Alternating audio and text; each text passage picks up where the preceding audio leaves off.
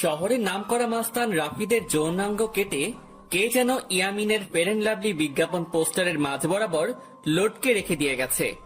পুরো শহরকে যেন তাক লাগিয়ে দিয়েছে এই বিষয়টা।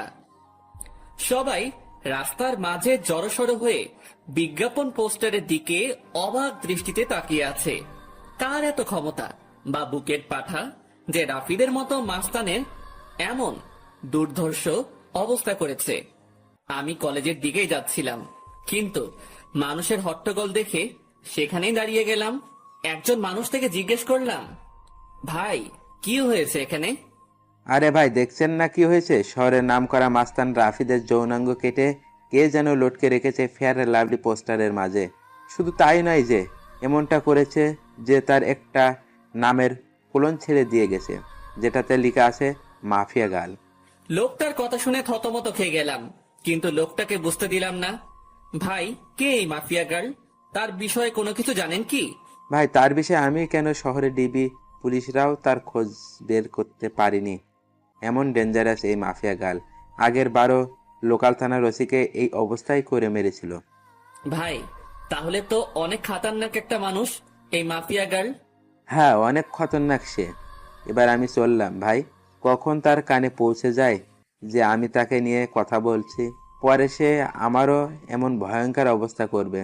ভাই, মাপও চাই, দোয়াও চাই। এমন বিধ্বংসভাবে মরার কোনো ইচ্ছা নেই আমার। তবে শেষে একটা কথা বলি, মাফিয়া গার্ল যেটা করেছে সেটা একদম ঠিক করেছে। কারণ এই রাফিদ অনেক অত্যাচার করেছে শহরের মানুষকে। এই জালিমের মজা বুঝিয়েছে মাফিয়া গার্ল।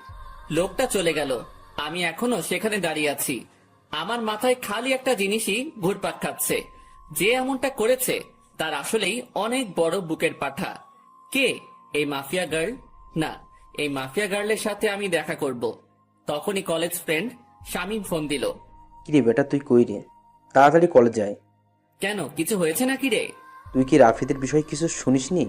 হ্যাঁ, শুনেছি, আর আমি তো সেখানে দাঁড়িয়ে আছি। বাবারে, কি কলিজা মাফিয়া গালের! এমন নামকরা নেতাকে সে এইভাবে কেলিয়ে দিল। আমার তো ভাবতে অবাক লাগছে। আচ্ছা, তুই তাড়াতাড়ি কলেজ যাই। কলেজেও এসব নিয়ে তোলপাড় চলছে, কারণ রাফিদ কলেজ নেতা ছিল। আচ্ছা, আমি আসছি, তুই একটু দাঁড়া। ফোনটা রেখে দিয়ে কলেজের উদ্দেশ্যে রওনা হলাম। মাথায় এখনো মাফিয়া গার্লের বিষয়টা ঘুরপাক খাচ্ছে। মাফিয়া গার্লকে নিয়ে ভাবতে ভাবতে কলেজে চলে গেলাম। কলেজে পৌঁছাতেই দেখি শামীম কলেজের গেইটে দাঁড়িয়ে আছে। যাক, তুই এসেছিস, কিন্তু আজ নাকি ক্লাস হবে না রাফিদের বিষয়টার জন্য। কি এক আতঙ্ক লাগিয়ে দিল মাফিয়া গার্ল! আল্লাহ! হ্যাঁ রে, সেই রকমের আতঙ্ক ছড়িয়ে দিয়েছে মাফিয়া গার্ড। তবে একদিকে ভালোই হয়েছে, রাফিদের মতো জানোয়ারকে সেই সাইজ করেছে। অনেক উড়েছিল বেটা, এবার উড়াউড়ি বন্ধ হয়ে গেছে চিরতরে। এজন্য বলে বেশি উড়া ভালো না। হ্যাঁ, রাফিদ অনেক পাওয়ার দেখাতো কলেজে। একদম শিক্ষা দিয়ে দিয়েছে মাফিয়া গার্ল। আচ্ছা, বাদ দে এখন ওসব কথা। চল নদীর পাড়ে গিয়ে আড্ডা দিব। ওকে, চল। তারপর দুই বন্ধু মিলে চলে গেলাম নদীর পাড়ে। সেখানে গিয়ে দুই বন্ধু বসে বসে আড্ডা মারছি। হঠাৎই নজর পড়লো আমাদের অপোজিটে বসে থাকা একটা মেয়ের দিকে। সে ল্যাপটপ নিয়ে বসে বসে কি একটা যেন করছিল। মেয়েটাকে ঠিক মতন দেখা যাচ্ছে না, কারণ চুলের কারণে পুরো চেহারা ঢেকে আছে। তবে যতটুকু দেখা যাচ্ছে শরীরের অঙ্গ, ততটুকু দেখে বুঝে গেলাম যে মেয়েটার গায়ের রং হুট পরিদের মতন। এই আকাশ, তুই ওদিক তাকিয়ে কি দেখছিস? আমি কত সময় ধরে বকবক করে চলেছি। আরে দেখ না, সামনে বসে থাকা মেয়েটার দিকে কেমন মগ্ন হয়ে ল্যাপটপে কাজ করছে। আরে, এ তো আমাদের কলেজের রামিসা, যে কিনা কলেজের টপার, সবসময় পড়ালেখা নিয়ে মগ্ন থাকে। এখন নিশ্চয়ই ল্যাপটপে পড়ালেখা নিয়ে গবেষণা চলছে। শামিম, তুই একটা জিনিস লক্ষ্য করেছিস মেয়েটার? তার চুলগুলো কত লম্বা লম্বা, আর গায়ের রংটাও পুরো দুধে আলতা। হ্যাঁ, সে আমি অনেক আগ থেকে জানি, কারণ কলেজের সবাই ওর জন্য পাগল, কিন্তু সে কাউকে পাত্তা দেয় না। সারাদিন পড়ালেখা নিয়ে পড়ে থাকে, তার কাছে এসবের কোনো টাইম নেই। কিন্তু বন্ধু, মেয়েটাকে দেখে না আমার ভিতরে কেমন ঘুটাঘুটি হচ্ছে। মনে হচ্ছে যেন মেয়েটা আমার ভবিষ্যৎ বউ হবে।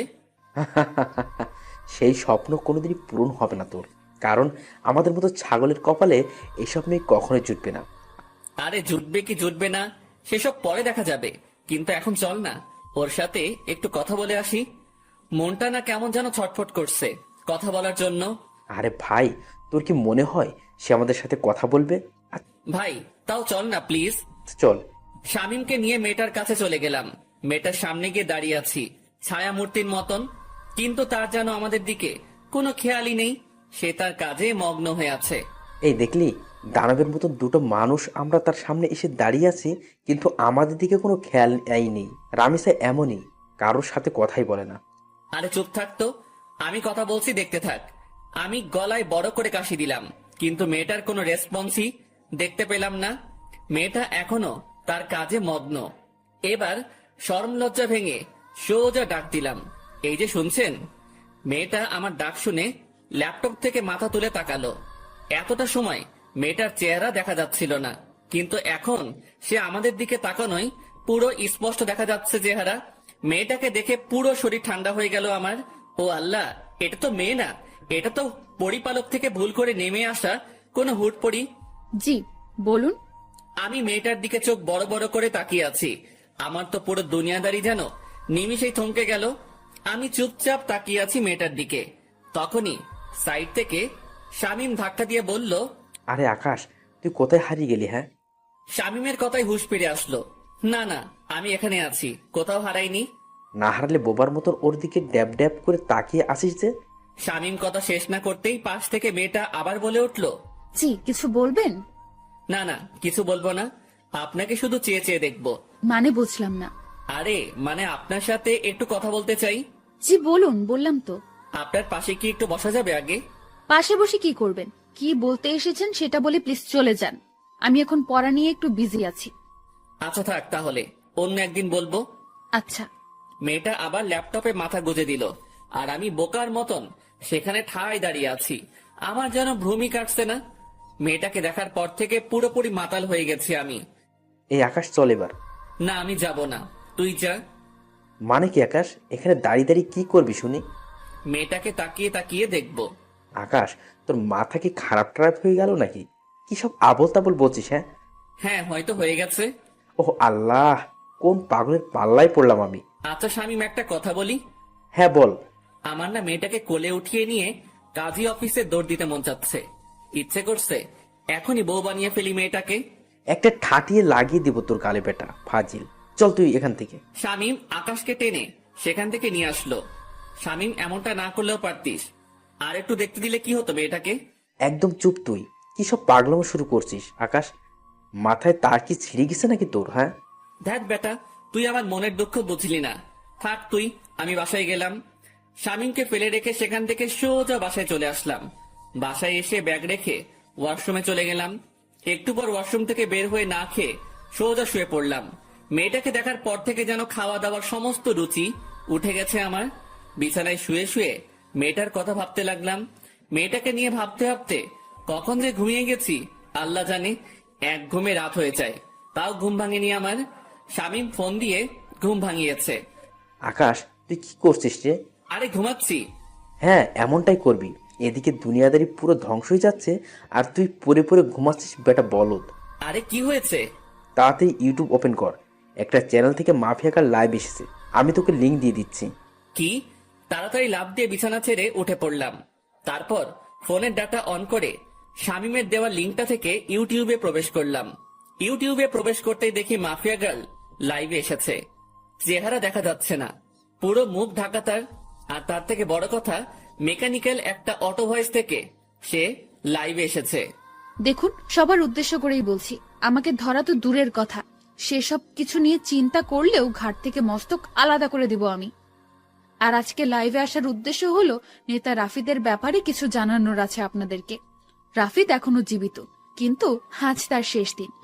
আগামীকাল শহরের যে কোনো এক স্থানে রাফিদের লাশ আমি ফেলে রেখে যাব। তার লাশ উদ্ধার করে নিয়ে যাওয়ার অনুরোধ রইল ডিবি পুলিশের কাছে। আর সর্বশেষে আমি আবারও বলছি, মাফিয়া গার্লের সন্ধান কেউ করতে যাবেন না, তাহলে কিন্তু রক্তের বন্যা বয়ে যাবে দেশে। তারপর ধুম করে লাইভ কেটে দিল। মাফিয়া গার্লের সাহস দেখে শুধু অবাক হচ্ছি। না, মাফিয়া গার্লকে যে করেই হোক আমি খুঁজে বের করব। মাফিয়া গার্লের এই লাইভ পুরো দেশে ভাইরাল হয়ে গেল। এক লাইভে যেন পুরো আতঙ্ক ছড়িয়ে গেল মানুষের মনে। সবার মুখে মুখে মাফিয়া গার্ল আর মাফিয়া গার্ল। কে এই মাফিয়া গার্ল? সবার একটাই প্রশ্ন।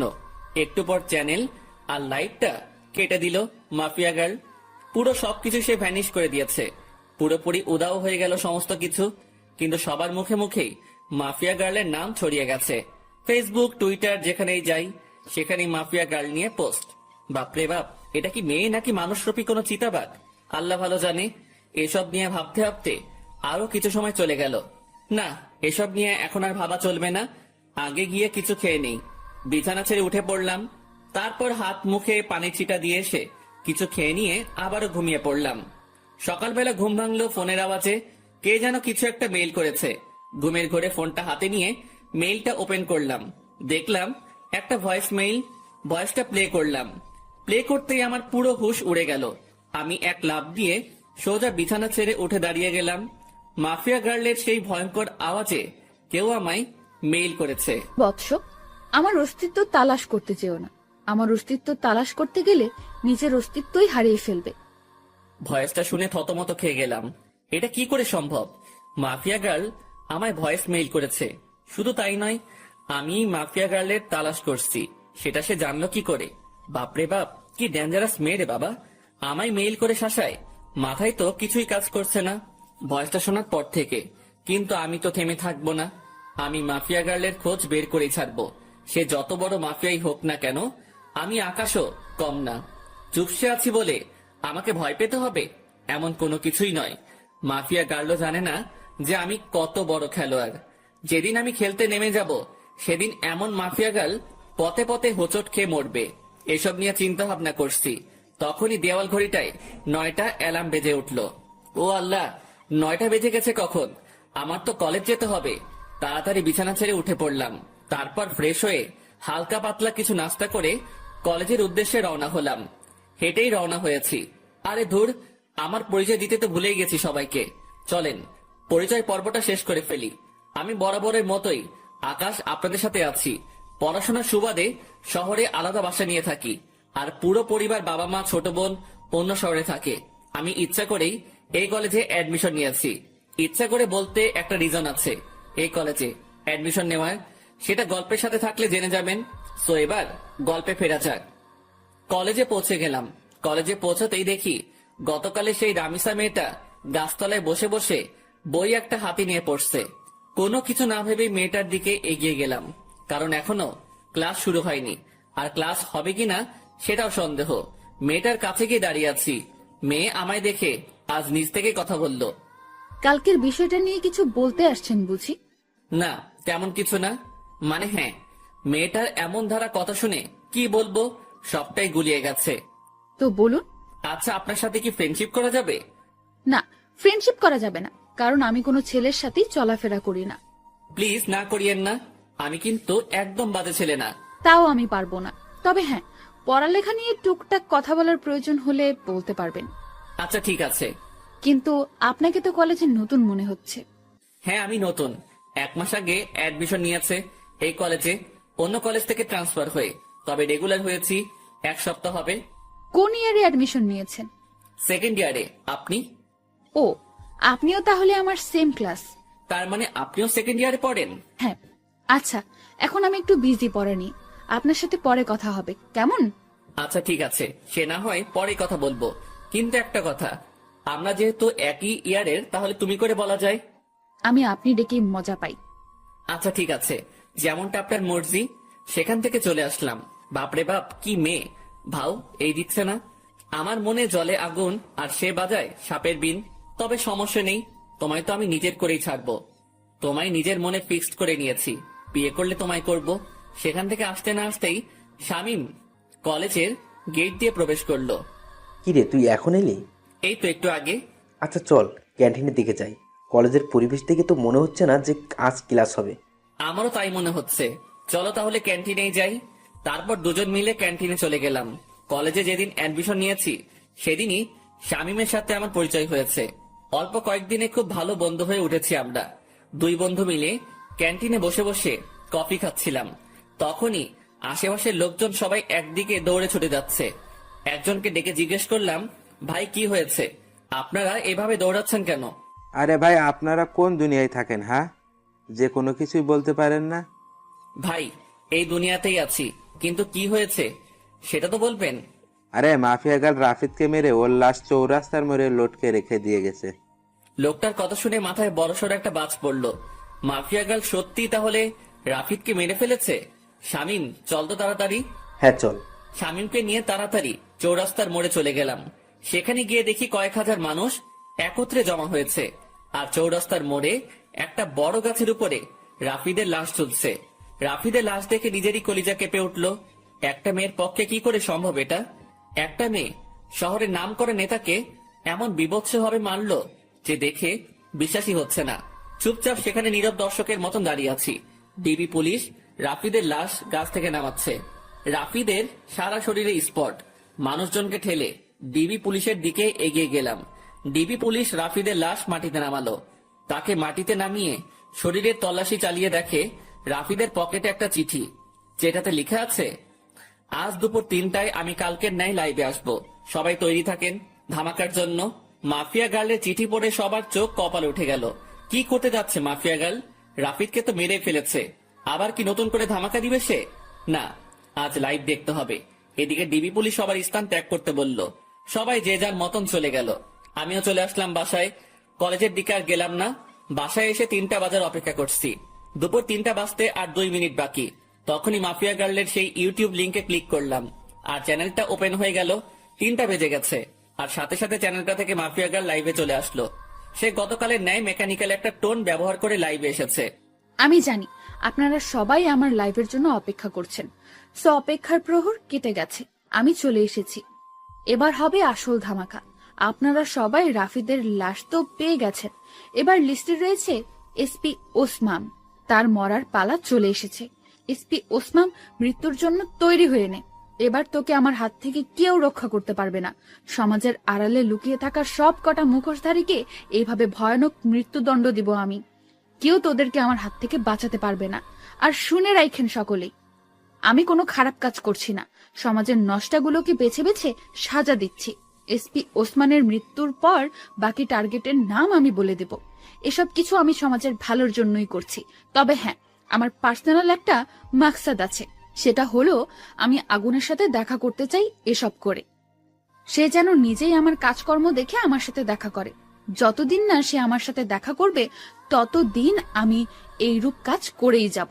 মাফিয়া গার্লের মুখে আগুন নামটা শুনে ভিতরে ছ্যাত করে উঠল। আল্লাহ, এ তো দেখি উল্টো চক্র। যেখানে মাফিয়া গার্লকে আমি খুঁজছি সেখানে সে উল্টো আগুনের তালাশ করছে। না, মাফিয়া গার্লের খোঁজ বের করতেই হবে, যে করে হোক না কেন। আমি মাফিয়া গার্লকে খুঁজে বের করবই। তবে আগে মাফিয়া গার্লের পরিশেষটা শুনি, সে কি বলতে চাই। আগুন, আপনি যেখানেই আছেন না কেন, আপনি যদি আমার তালাশ না করেন তাহলে এসব কোনোদিনও বন্ধ করব না আমি। একটা কোডিং দিয়ে গেলাম আমার, 2244। এই কোডিংটা আপনি ছাড়া কেউ বুঝবে না, সো নিজেই আমার খোঁজ বের করুন। মাফিয়া গার্লের কোডিং শুনে আরো মাথা খারাপ হয়ে গেল। মাফিয়া গার্ল চাইছেটা কি? কিছুই তো মাথায় কাজ করছে না। সে আগুনের সাথে দেখা করতে চায়, তার উপরে আবার সে নিজের লিড কোড ইউজ করছে। মাথা তো পুরো কাজ করা বন্ধ করে দিয়েছে, আর কিছুই যেন ভাবতে পারছি না। মাথা পুরো জ্যাম হয়ে গিয়েছে। মাফিয়া গার্ল লাইভ কেটে দিয়ে বের হয়ে গিয়েছে। এদিকে আমার মাথায় প্যাটার্ন পড়ে গেছে, মস্তিষ্ক পুরো নিস্তেজ হয়ে গেছে আমার। না, আর না, আগে নিজেকে একটু রিল্যাক্স করি, পরে না হয় মাফিয়া গার্লকে নিয়ে ভাবা যাবে। ডাটা অফ করে দিয়ে শুয়ে পড়লাম। এখন একটু ঘুমাবো, পরে না হয় ঘুম থেকে উঠে বিষয়টা নিয়ে ভাবা যাবে। যেমন ভাবা তেমন কাজ, সব চিন্তা একপাশে রেখে ঘুমিয়ে পড়লাম। বিকাল বেলায় ঘুম থেকে উঠে বাহিরে চলে গেলাম। মাথা কেমন যেন ভারী হয়ে আছে। তাড়াতাড়ি কাকুর দোকানে যেতে হবে আমার, না হয় মাথা ঠিক হবে না। ওনার দোকানে গিয়ে চা খেয়ে আগে মাথা ঠিক করতে হবে। কাকুর দোকানে গিয়ে চায়ের অর্ডার করলাম। মাথার জ্যাম মোটামুটি ছুটেছে মনে হচ্ছে। চা খেয়ে শরীরটা চাঙ্গা লাগছে একটু।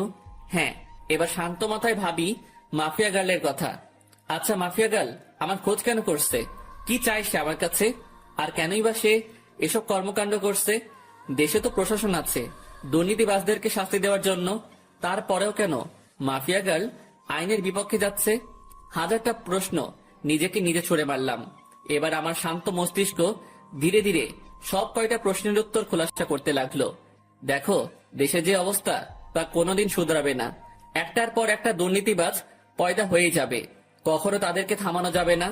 নিজের মনের উত্তরের সাথে মাফিয়া গালের কর্মকাণ্ডের জাজমেন্ট করলাম। পরিশেষে যা বুঝতে পেলাম, হ্যাঁ, মাফিয়া গাল একদিকে ঠিকই করছে, তাদের শাস্তি হয় না, সে তাদেরকে শান্তি দিচ্ছে। এমন একটা মানুষের এই অভাব ছিল দেশে, কিন্তু একটা জিনিসের উত্তর কোনোভাবেই পেলাম না। মাফিয়া গার্ল আমার খোঁজ করছে কেন? কি চায় সে আমার কাছে? এটার উত্তর আমার জানতেই হবে। তবে তার জন্য মাফিয়া গার্লকে দরকার আমার। হ্যাঁ, মাফিয়া গার্লকে দরকার আমার। মাফিয়া গার্ল, তুমি অপেক্ষায় থাকো, জলদি দেখা হচ্ছে তোমার সাথে। কাকুর দোকান থেকে উঠে চলে এলাম। ভিতরে খালি একটা জিনিসই কাজ করছে, মাফিয়া গার্লের খোঁজ বের করা। হ্যাঁ, সেটা আমি অতি শীঘ্রই বের করে ফেলবো। তারপর হবে আসল খেলা। যদি অসাধু কোনো মতলব থাকে আগুনকে নিয়ে মাফিয়া গার্লের, তখন মাফিয়া গার্ল বুঝতে পারবে যে কত ধানে কত চাল। আগুনও কোনো ফেলনার জিনিস না, সেটা সে তখন হারে হারে টের পাবে। তবে তার একটা হেস্তনেস্ত করবই আমি। সে আগুনকে হয়রানি করিয়েছে। সে জানে না যে সে আগুন নিয়ে খেলা করছে, যে আগুন বছর 3 আগে জ্বলে উঠেছিল। সেদিন কয়েক শতাধিক মানুষের চোখে মুখে ছিল কান্না, আর আতঙ্কে ছিল পুরো দেশ। আর সে আগুনকে মাফিয়া গার্ল নামক 2 দিনের একটা মেয়ে ফোর্স করে দেখা করার জন্য। এটার মজা তাকে বুঝাবো আমি। এসব নিয়ে ভাবতে ভাবতে বাসায় চলে এলাম। বাসায় এসে কিছু সময় বই নিয়ে ঘাটাঘাটি করে উঠে পড়লাম। তারপর খেয়ে দিয়ে বিছানায় পিঠ এলিয়ে দিলাম। শুয়ে শুয়ে ফেসবুকিং করছি, নিউজ ফিড ঘাটছিলাম। তখনই মাফিয়া গার্লকে নিয়ে একটা পোস্ট সামনে এলো। কে যেন গ্রুপে মাফিয়া গার্লকে নিয়ে পোস্ট করেছে। পোস্টের ক্যাপশনে লেখা, mafia girl is the best women in the world. ইস, আমিও যদি মাফিয়া গার্লের মতন হতে পারতাম। পোস্টটা দেখে একটা রিয়াকশন মনে পড়লো, বাবা গো বাবা, টুরু লাভ। আরে বেটা, তোর যদি এতই মাফিয়া গার্লের মতন হওয়ার ইচ্ছা, তাহলে লিঙ্গ পরিবর্তন করে মাফিয়া গার্লের মতন কাজকর্ম শুরু করলেই পারিস। যত সব বিরক্তিকর পোস্ট, মাথা পুরো বিগড়ে যাচ্ছে মানুষের আহ্লাদ দেখে। কি যে পেয়েছে মানুষ মাফিয়া গার্লকে নিয়ে, আল্লাহ। যেখানে যাই সেখানেই মাফিয়া গার্ল আর মাফিয়া গার্ল, পুরো ডিসকাস্টিং। বাঙালি কিছু একটা পেলেই ভার্চুয়াল জগতে তোলপাড় শুরু করে দেয়, বিশেষ করে ফেসবুকে। বিরক্ত নিয়ে ফেসবুক থেকে বের হয়ে আসলাম। তারপর ঘুমিয়ে গেলাম। পরের দিন সকালবেলায় উঠে কলেজে চলে গেলাম। কিন্তু আমি আমার খোঁজ চালু করে দিয়েছি। মাফিয়া গার্লের খোঁজ করতে করতে 2-1 দিন কেটে গেল। অনেক চেষ্টা চালিয়েছি মাফিয়া গার্লের খোঁজ বের করার, কিন্তু কোনো রকমেই খোঁজ বের করতে পারলাম না। কিন্তু আমি হাল ছাড়বো না। তবে একটা কথা, আমি যদি পাওয়ার খাটাই তাহলে ঘন্টা খানিকের মধ্যে মাফিয়া গার্লের খোঁজ পেয়ে যাব আমি। কারণ আমার জন্য কোনো কিছুই অসম্ভব নয়। আমি সেই খতরনাক খেলাড়ি যে কিনা অনেক বড় বড় মাপের মানুষের হাল খারাপ করে দিয়েছি। আমি সেই আগুন। আমি একবার হাতের ইশারা করলেই মাফিয়া গার্লকে আমার সামনে নিয়ে চলে আসবে আমার ছেলে পেলে। কিন্তু আমি চাই না পাওয়ার খাটাতে। আমি চাই নিজের বলে ওকে বের করব। আর তাছাড়া পাওয়ার খাটাতে গেলে আমার অতীত সামনে চলে আসবে। কিন্তু আমি চাই না আমার অতীত সামনে আসুক। তাই চুপিসারে খোঁজ চালাতে থাকলাম। এভাবে আরো কয়েকটা দিন কেটে গেল। আমি মাফিয়া গার্লের খোঁজ চালু রাখলাম। এখনো তাকে বের করতে পারিনি। তবে হঠাৎ একদিন আরেকটা ভয়ঙ্কর ঘটনা সামনে এলো। মাফিয়া গার্ল সেই এসপি কে মেরে ফেলেছে। শুধু তাই নয়, রাফিদের থেকে বিভৎসভাবে মেরেছে তাকে। এসপি কে মেরে তার যৌনাঙ্গ কেটে মুখের সাথে সেলাই করে দিয়ে কারেন্টের খাম্বায় লটকে রেখেছে।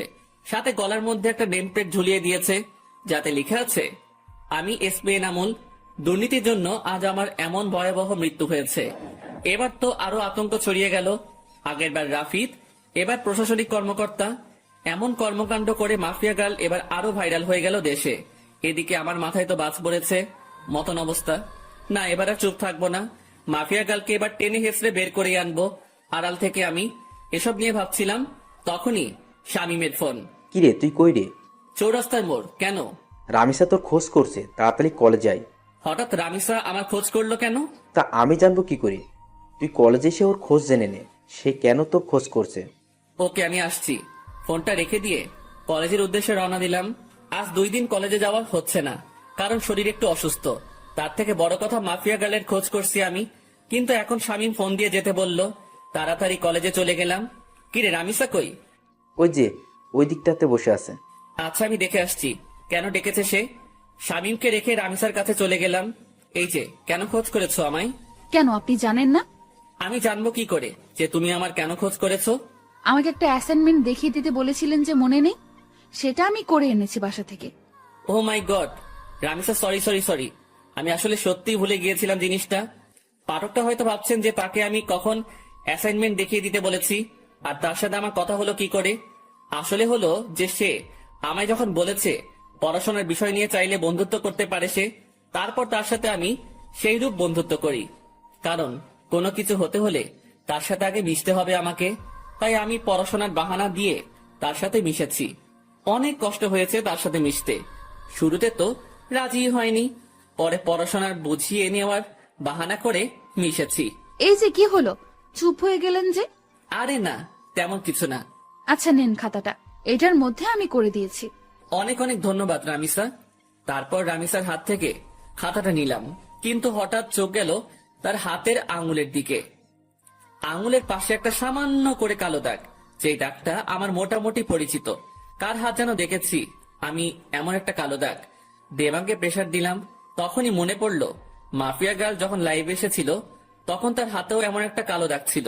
যদিও তার চেহারা কালো কাপড়ে ঢাকা ছিল, কিন্তু আঙুলের পাশের কালো দাগটা স্পষ্ট দেখা গিয়েছিল। মাথা পুরো চক্কর দিয়ে উঠলো জিনিসটা ভাবতেই। তার মানে কি এই রামিসাই সেই মাফিয়া গার্ল? ভিতরে ভিতরে কৌতূহল কাজ করছে একটা। না, কৌতূহল আর পুষে রাখবো না। সোজা রামিসাকে জিজ্ঞেস করলাম, রামিসা তোমার হাতে ওটা কিসের দাগ? রামিসা আকাশের কথা শুনে থতমত খেয়ে যায়। কিসের দাগ? হাতের আঙুলের পাশে একটা কালো দাগ দেখলাম। আমি সেটার কথা বলছি। আমার কথা শুনে রামিসা কেমন যেন ঘাবড়ে গেল। না না, ওটা কিছু না, এমনিতেই চোট লেগেছিল ছোট থাকতে আমার, তখন এই আঙ্গুলের পাশে কালো স্পটটা পড়েছে।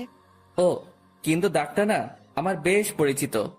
আরে কি বলছেন এসব? হ্যাঁ, আমার হাতের স্পট আপনার পরিচিত হবে কি করে? আপনার কি মাথা গেছে নাকি? হ্যাঁ, না, মাথা যায়নি। আচ্ছা থাক, বাদ দাও এখন এসব কথা। এখন ওঠা যাক, কারণ অ্যাসাইনমেন্ট করে দিয়েছো, সেটা বাসায় গিয়ে খাতায় উঠাতে হবে। আচ্ছা ঠিক আছে, আপনি যান, আমি আরো কিছু সময় এখানেই বসে পড়বো। আচ্ছা। তারপর সেখান থেকে চলে এলাম, কিন্তু মনের ভিতর কেমন যেন একটা খটকা লাগছে। মাফিয়া গার্লের হাতে যেমন কালো দাগ, ঠিক তেমন কালো দাগ রামিসার হাতে। এটা কি করে সম্ভব? আর তাছাড়া রামিসার সাথে কথা বলার সময় লক্ষ্য করেছি সে কেমন যেন ঘাবড়েছিল। সে যদি সত্যি মাফিয়া গার্ল না হয় তাহলে ঘাবড়েছিল কেন? দূর, মাথায় কিছুই কাজ করছে না। না, এসব নিয়ে আর ভাবতে পারছি না। এবার আড়াল থেকেই মাফিয়া গার্লের তালাশ করব। এসব নিয়ে ভাবতে ভাবতে হাঁটছিলাম, তখনই শামীম ডাক দিল। সে আমার জন্য গেটের সামনে দাঁড়িয়ে অপেক্ষা করছিল। কি রে, কেন ডেকেছে রামিসা তোকে? আরে, অ্যাসাইনমেন্ট করার কাজে সাহায্য চেয়েছিলাম, সে সেটা বাসা থেকে করে এনেছে আমার জন্য, সেটাই দিতে ডেকেছিল। ও ভালো, কিন্তু আকাশ, আমার না একটা জিনিস খটকা লাগে। মেয়েটা কেমন যেন অদ্ভুত, কেমন সারাদিন পড়ালেখা নিয়ে ডুবে থাকে, কারোর সাথে তেমন মেশে না, সবসময় একা একা থাকে। কিন্তু এটার রিজন কি? এটার পিছনে হয়তো বড় কোনো রহস্য লুকিয়ে আছে। কারণ দেখ, যারা সবসময় চুপচাপ থাকে তারাই কিন্তু পরবর্তীতে গিয়ে ক্রিমিনাল বের হয়। হ্যাঁ, আমারও খটকা লাগে জিনিসটা নিয়ে, তবে আমরা পজিটিভ ভাবে নিলেই পারি। হয়তোবা সেই জীবনে অনেক বড় ধাক্কা খেয়েছে, তাই এমন নিশ্চুপ হয়ে গেছে। হ্যাঁ, হতেই পারে। আচ্ছা ছাড় এখন এসব কথা, চল বাসার দিকে রওনা দিই। ওকে চল। শামীমের সাথে কথা বলে বাসায় চলে গেলাম। সে তার বাসায় গিয়েছে, আর আমি আমার বাসায়। বাসায় এসে ফ্রেশ হয়ে খেয়ে নিলাম। হোটেলের বয় এসে খাবার রেখে দিয়ে চলে গেছে। খেয়ে দিয়ে বিছানায় গা এলিয়ে দিলাম। ফোনটা হাতে নিয়ে ডাটা অন করলাম, ফেসবুকিং করব একটু।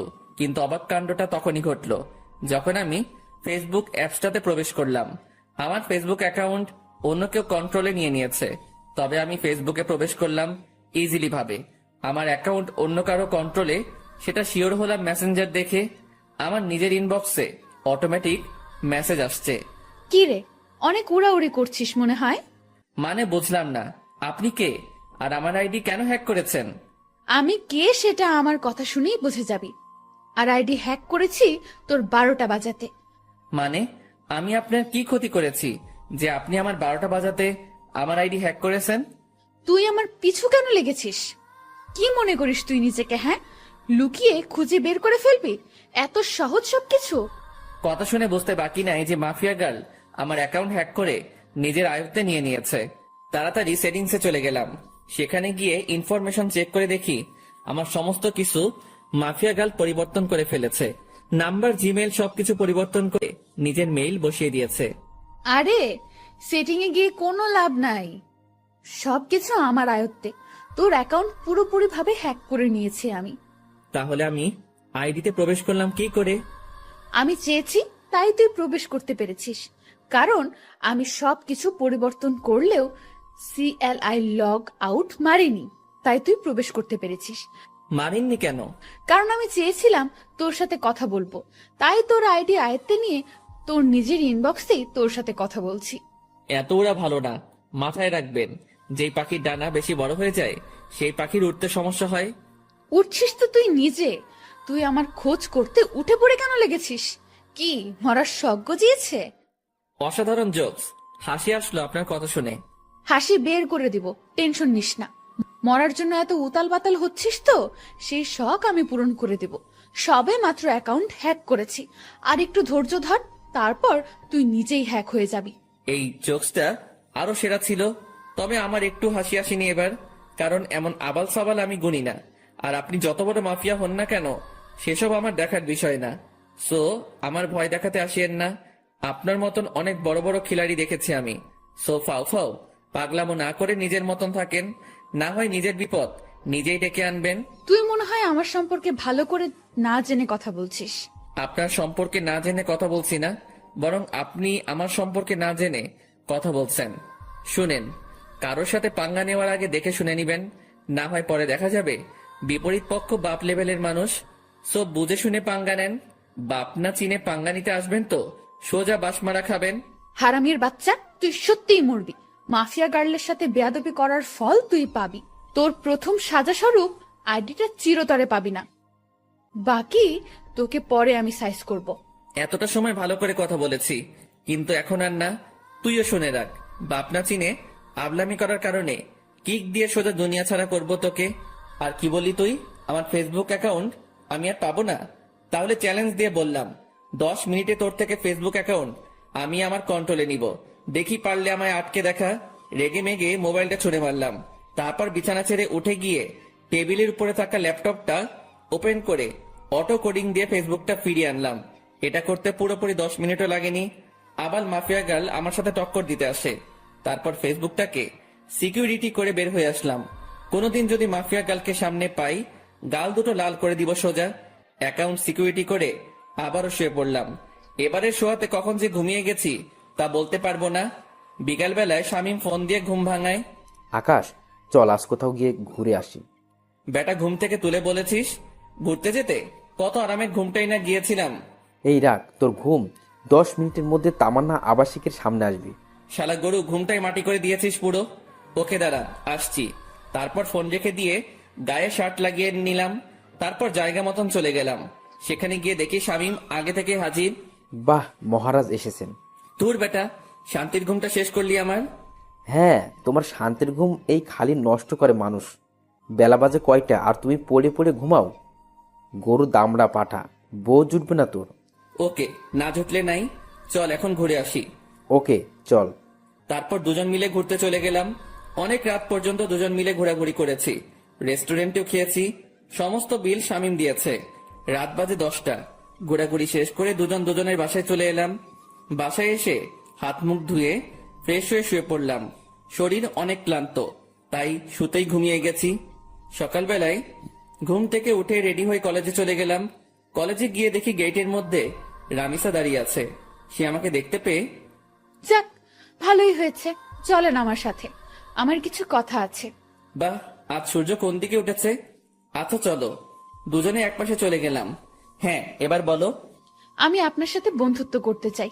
রামিসার কথা শুনে সত্যি মনে হচ্ছে সূর্য আজ উল্টো দিকে ধরে উঠেছে। এই এই কি হয়েছে বলো তো? তুমি আজ নিজ থেকে আমার সাথে ফ্রেন্ডশিপ করতে চাইছো, কারণ কি? তুমি তো পড়ার বিষয় ছাড়া কোনো কিছু নিয়ে কথা বলতে বারণ করেছো। দেখুন, আসলে আমার জীবনে অনেক বড় একটা ধাক্কা খেয়েছি আমি, তাই কাউকেই আর বিশ্বাস করতে পারি না আমি। অনেক ভয় হয় আমার, কিন্তু আপনাকে আমার অনেক বিশ্বাস হয়, তাই আমি আপনার সাথে বন্ধুত্ব করতে চাই। কি নিয়ে ধাক্কা খেয়েছো? তা না হয় পরে কোনো একদিন বলবো না। এখন কি বন্ধুত্ব করবেন আমার সাথে? আচ্ছা। আচ্ছা মানে কি ধরে নিব আমি? বন্ধুত্ব করেছেন? হ্যাঁ, কিন্তু তাহলে তুমি আমায় আপনি বলতে পারবে না, তুমি করে বলতে হবে। ওকে, আপনি বলবো না, তুমি করেই বলবো। রামিসার সাথে বন্ধুত্ব হয়ে কি যে খুশি লাগছে তা বলে বোঝাতে পারবো না, কারণ ভালোবাসার প্রথম ধাপ বন্ধুত্ব। রামিসার সাথে আমার সেটাই হয়েছে। এর মাঝে কয়েকটা দিন কেটে গেছে। ধীরে ধীরে দুজনের বন্ধুত্ব আরো গভীর হয়ে গেল। দুজন দুজনের অনেকটা ক্লোজ চলে এসেছি। সে আমার সাথে বন্ধুর মতোই আচরণ করে, কিন্তু আমার আচরণে তাকে যে আমি ভালোবাসি সেটা তাকে বোঝানোর ট্রাই করি। তবে সবকিছুর ভিড়ে মাফিয়া গার্ল আমার মন থেকে সরেনি। তাকে এখনো খোঁজ করে বেড়াচ্ছি আমি, কিন্তু কোনো খোঁজই পাইনি তার। তবে রামিসাকে আমার কিছুটা সন্দেহ হয়, কারণ তার হাতের কালো দাগটা মাফিয়া গার্লের সাথে মিলে। কিন্তু তাকে কখনো আমি কিছু জিজ্ঞেস করিনি, কারণ সে যদি না হয় পরে আরেক বিপাকে পড়তে হবে আমাকে। তবে যেদিন সত্যি মাফিয়া গার্লের খোঁজ পাবো সেদিন তাকে ধরবো। সেটা যদি রামিসাও হয় তাহলেও তাকে ধরবো। এভাবেই দিন কাটতে থাকে। একদিন সকালবেলা ঘুম থেকে উঠে কলেজে যাওয়ার জন্য ফ্রেশ হচ্ছি। ব্রাশ হাতে নিয়ে ওয়াশরুমে দাঁড়িয়ে দাঁড়িয়ে দাঁত ব্রাশ করছিলাম। হঠাৎই ওয়াশরুমের আয়নায় কিছু একটা চোখে পড়লো। ভালো করে লক্ষ্য করে দেখলাম আমার পিছন বরাবর মাস্ক পরে কেউ একজন দাঁড়িয়ে আছে। মাস্ক আর চেহারার আকৃতি দেখে বুঝতে বাকি রইল না আমার যে আমার পিছনে মাফিয়া গার্ল দাঁড়িয়ে আছে। আজ মাফিয়া গার্লের শেষ দিন, কেমন ঘটিয়ে দিব। আজ মাফিয়া গার্লের সাথে সাথে ঘাড় ঘুরিয়ে পিছনে তাকালাম, কিন্তু অবাক করা বিষয়, পিছনে কাউকে দেখতে পেলাম না। মিনিটের মধ্যে মাফিয়া গার্ল যেন কোথায় হাওয়া হয়ে গেল। কিরে, গেল কোথায় সে? সারা ওয়াশরুম চোখ বুলিয়ে দেখতে লাগলাম, কিন্তু কোথাও মাফিয়া গার্লকে দেখতে পেলাম না। মিনিটের মধ্যে কোথাও উদা হয়ে গেলাম মাফিয়া গার্ল। মাথায় তো কিছু খেলছে না। চার দেওয়ালের মাঝ থেকে হাওয়া কি করে হয়ে গেল সে? মাফিয়া গার্ল কি সত্যি এখানে এসেছিল, না আমি চোখে ধাঁধা খেয়েছি? নিজেকে চিমটি কেটে দেখলাম, না সত্যি তো এখানে কেউ নাই। তার মানে আমি ধাঁধা খেয়েছি। উফ আল্লাহ, এই মাফিয়া গার্লকে যে আমি কি করব তা আমি নিজেও জানি না। খালি সময়ের অপেক্ষায় আছি, সময়টা হোক একবার। তারপর তাড়াতাড়ি ফ্রেশ হয়ে বের হয়ে এলাম ওয়াশরুম থেকে। তারপর নাস্তা করে কলেজের উদ্দেশ্যে রওনা হলাম। কলেজে পৌঁছে রামিসার সাথে ক্লাসে চলে গেলাম। শামীম আজ কেন জানি কলেজে আসেনি। আমি আর রামিসা ক্লাস শেষ করে আড্ডা দিতে বসলাম একটা নির্জন জায়গায়। আচ্ছা আকাশ, তোমায় একটা কথা বলি আমি। হ্যাঁ বলো। আচ্ছা, কোনোদিন যদি আমার সম্পর্কে এমন কোনো কিছু শোনো তুমি, যেটা তুমি কোনোদিন আমার থেকে এক্সপেক্ট করনি। মানে কি, বুঝলাম না। আরে তেমন কিছু না, এমনিই বলো যে তখন তোমার রিয়েকশন কেমন হবে। অবাক করা কোনো কিছু শুনলে তো অবাকই হব, কিন্তু কি শুনবো সেটা তো বলো। আরে বললাম তো তেমন কিছু না, এমনি মনে হলো কথাটা মনের মধ্যে, তাই জিজ্ঞেস করলাম। রামিসা, তোমার একটা কথা বলি প্লিজ, আমার থেকে কখনো কোনো কথা লুকিও না তুমি। কারণ তুমি জানো না যে তোমার জন্য আমার মনে কতটুকু জায়গা রয়েছে। না, লুকাবো না কোনো কথা। আচ্ছা রামিসা, আরেকটা কথা, আমি চাই তুমি আমার সাথে সারা জীবন থাকো। সারা জীবন কি করে থাকবো? আজ না হয় একই সাথে পড়ি দেখে এতটা মিল মহব্বত, কিন্তু একদিন না একদিন তো ছেড়ে যেতেই হবে। রামিসার কথা শুনে কলিজাটা মোচড় মেরে উঠল। আমি যেন কথাটা শোনার জন্য প্রস্তুত ছিলাম না। না, যত যাই হোক, রামিসা আমায় ছেড়ে যেতে পারে না। আমি আমার জীবনের বিনিময় হলেও তাকে আটকে রাখবো আমার কাছে। খপ করে রামিসার হাত চেপে ধরলাম। আই আকাশ, কি করছো কি? রামিসা, না, তুমি আমায় ছেড়ে কখনো কোথাও যাবে না। আমি তোমায় কোথাও যেতে দিব না। যেদিন তোমায় প্রথম দেখি সেদিনই ভালোবেসে ফেলি তোমায়। প্লিজ, তুমি আমায় ছেড়ে কোথাও যাবে না। আই আকাশ, তোমার কি মাথা টাথা খারাপ হয়ে গেল নাকি? কি সব আবল তাবল বকতেছো? না, আমার মাথা খারাপ হয়নি। Ramisa, I love you. আমি তোমায় সত্যি অনেক বেশি ভালোবাসি। আকাশ, তোমার সত্যিই মাথা খারাপ হয়ে গেছে। তুমি আমার ব্যাপারে কোনো কিছুই জানো না, তা না জেনেও পাগলামি করছো। যখন সবটা জানবে তখন তুমি আমার চেহারাও দেখতে চাইবে না। না, আমি এত কিছু শুনতে চাই না। আমি ব্যাস তোমাকে চাই, আর কিছু দেখার সময় নেই আমার। আকাশ, আমায় তুমি ক্ষমা করো, আমি তোমাকে ভালোবাসতে পারবো না। তবে হ্যাঁ, তোমার ব্যাপার নিয়ে ভেবে দেখব। যদি মন থেকে কোনো সাড়া পাই তাহলে হ্যাঁ করব তোমাকে, কিন্তু আমার মনে হয় না যে আমার মন হ্যাঁ করবে, কারণ আমার জীবনের অনেক বড় একটা মাকসাদ আছে। আমার ফোকাস শুধু সেটা নিয়ে। এর মধ্যে নতুন করে প্রেম ভালোবাসার জন্ম নেবে না কখনো। রামিসা কি সব মাকসাদের কথা বলছে, কিন্তু আমার তো তাকে চাই, শুধুই তাকে চাই। না, আমি রামিসাকে নিজের করেই ছাড়বো, সেটা যে কোনো কিছু বিনিময় হোক। দরকার হয় আমার পুরনো রূপ ধারণ করব, তাও আমি রামিসাকে নিজের করে ছাড়বো। রামিসা, তোমার যত সময় লাগে তুমি নাও, তাও প্লিজ আমার তোমাকেই চাই। আকাশ, আমি বললাম তো আমি ভেবে দেখবো। প্লিজ এমন পাগলামো করো না। আচ্ছা ঠিক আছে। হ্যাঁ চলো এবার উঠা যাক, অনেকটা সময় হয়েছে, বাসায় যাওয়া দরকার। হ্যাঁ চলো। তারপর রামিসাকে বিদায় দিয়ে বাসায় চলে আসলাম। বাসায় এসে ফ্রেশ হয়ে খেয়ে দিয়ে নিত্যদিনের রুটিন ফ্লো করলাম। শুয়ে শুয়ে কিছুটা সময় ফেসবুকিং করব, তারপর ঘুমিয়ে পড়ব। আজকেও একটা অবাক করা কাণ্ড ঘটলো ফেসবুকে ঢোকার সাথে সাথে। আজকে মাফিয়া গার্ল আমার ফেসবুক অ্যাকাউন্ট হ্যাক করার চেষ্টা করেছে, কিন্তু করতে পারিনি, কারণ আমি টাইট সিকিউরিটি করে রেখেছি। কারোর বাপের সাধ্য নাই যে আমার অ্যাকাউন্ট হ্যাক করবে এখন।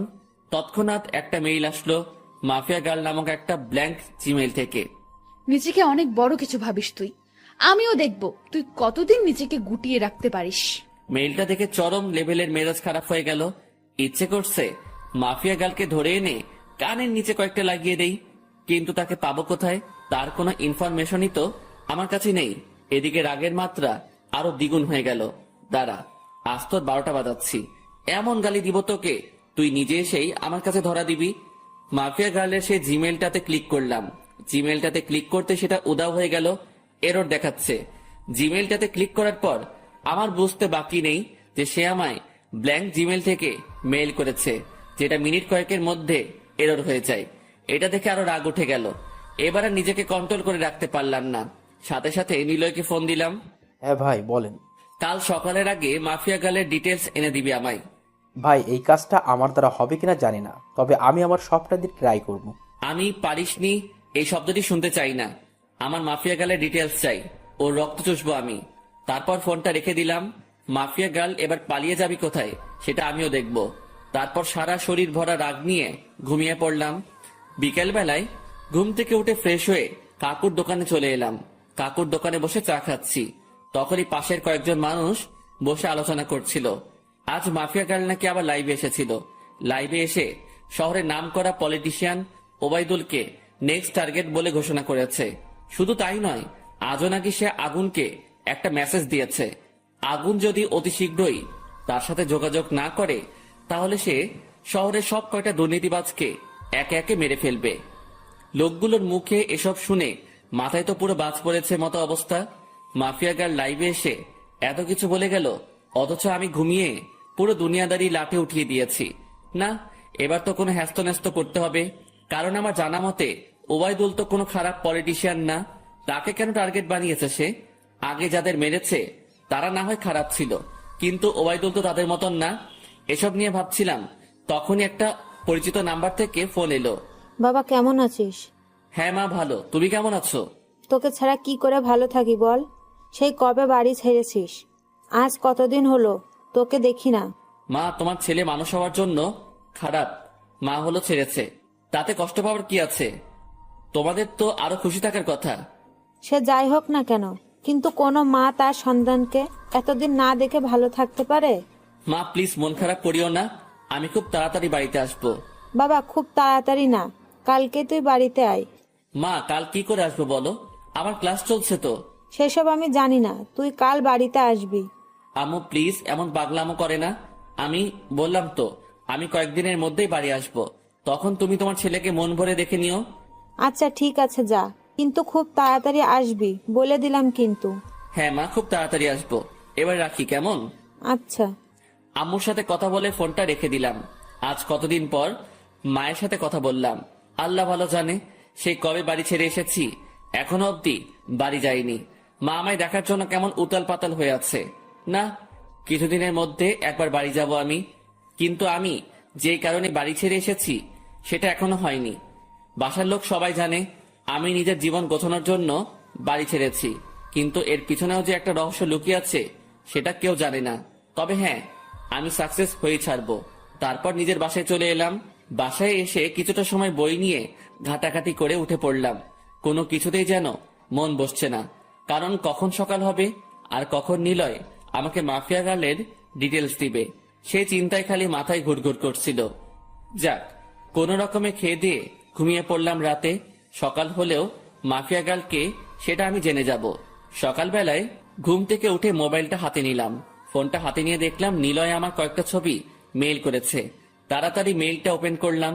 মেইল করা ছবিতে ক্লিক করতে যা দেখলাম তাতে তো পুরো দুনিয়াদারি চক্কর খেতে লাগলো আমার।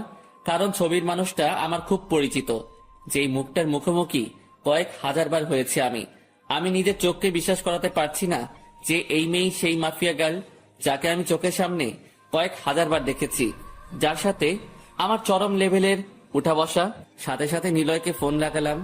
নিলয়, তুই শিওর তো যে এই মেয়ে মাফিয়া গার্ল? ভাই, আজ পর্যন্ত আমার দেওয়া কোনো তথ্য কোনোদিন ভুল হয়েছে? না, হয়নি। কিন্তু এটা কি করে সম্ভব নিলয়? ঈশিতা কি করে এমনটা করতে পারে? ঈশিতা তো আমার কলেজ ফ্রেন্ড ছিল, যার সাথে দীর্ঘ কয়েক বছর কাটিয়েছি আমি। কলেজ লাইফ পুরোটাই তার সাথে কেটেছে আমার। কিন্তু সে পরবর্তীতে এমন ভয়ঙ্কর রূপ নিল কেন? আমার তো নিজের চোখকে বিশ্বাস করাতে অবাক লাগছে।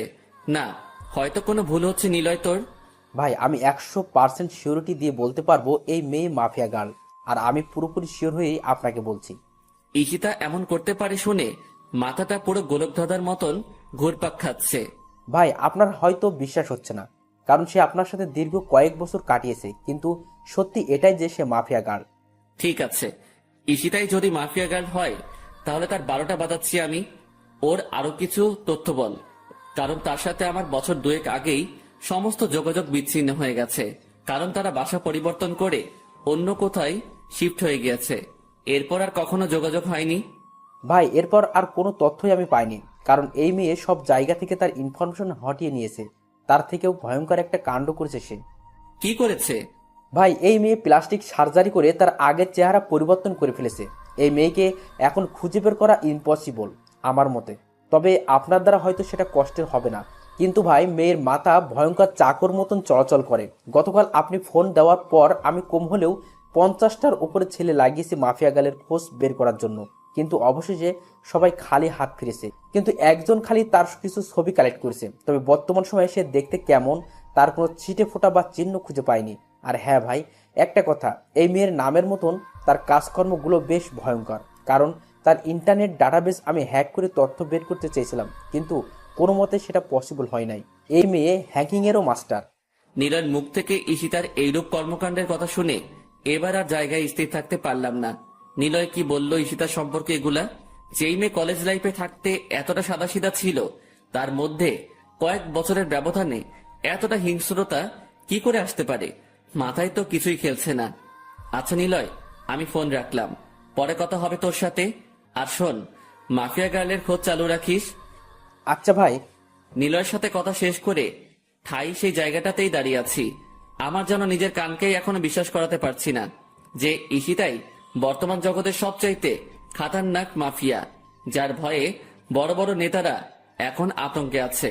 8 ঘন্টা নাগাদ একই জায়গায় দাঁড়িয়ে আছি।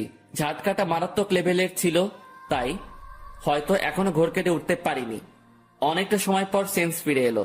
না, আমার এখন উতলা হলে চলবে না, আমাকে ঠান্ডা মাথায় কাজ নিতে হবে। এখন আগে নিজেকে শান্ত করি, পরে মাফিয়া গার্লকে নিয়ে ভাবা যাবে। ফ্রেশ হতে চলে গেলাম।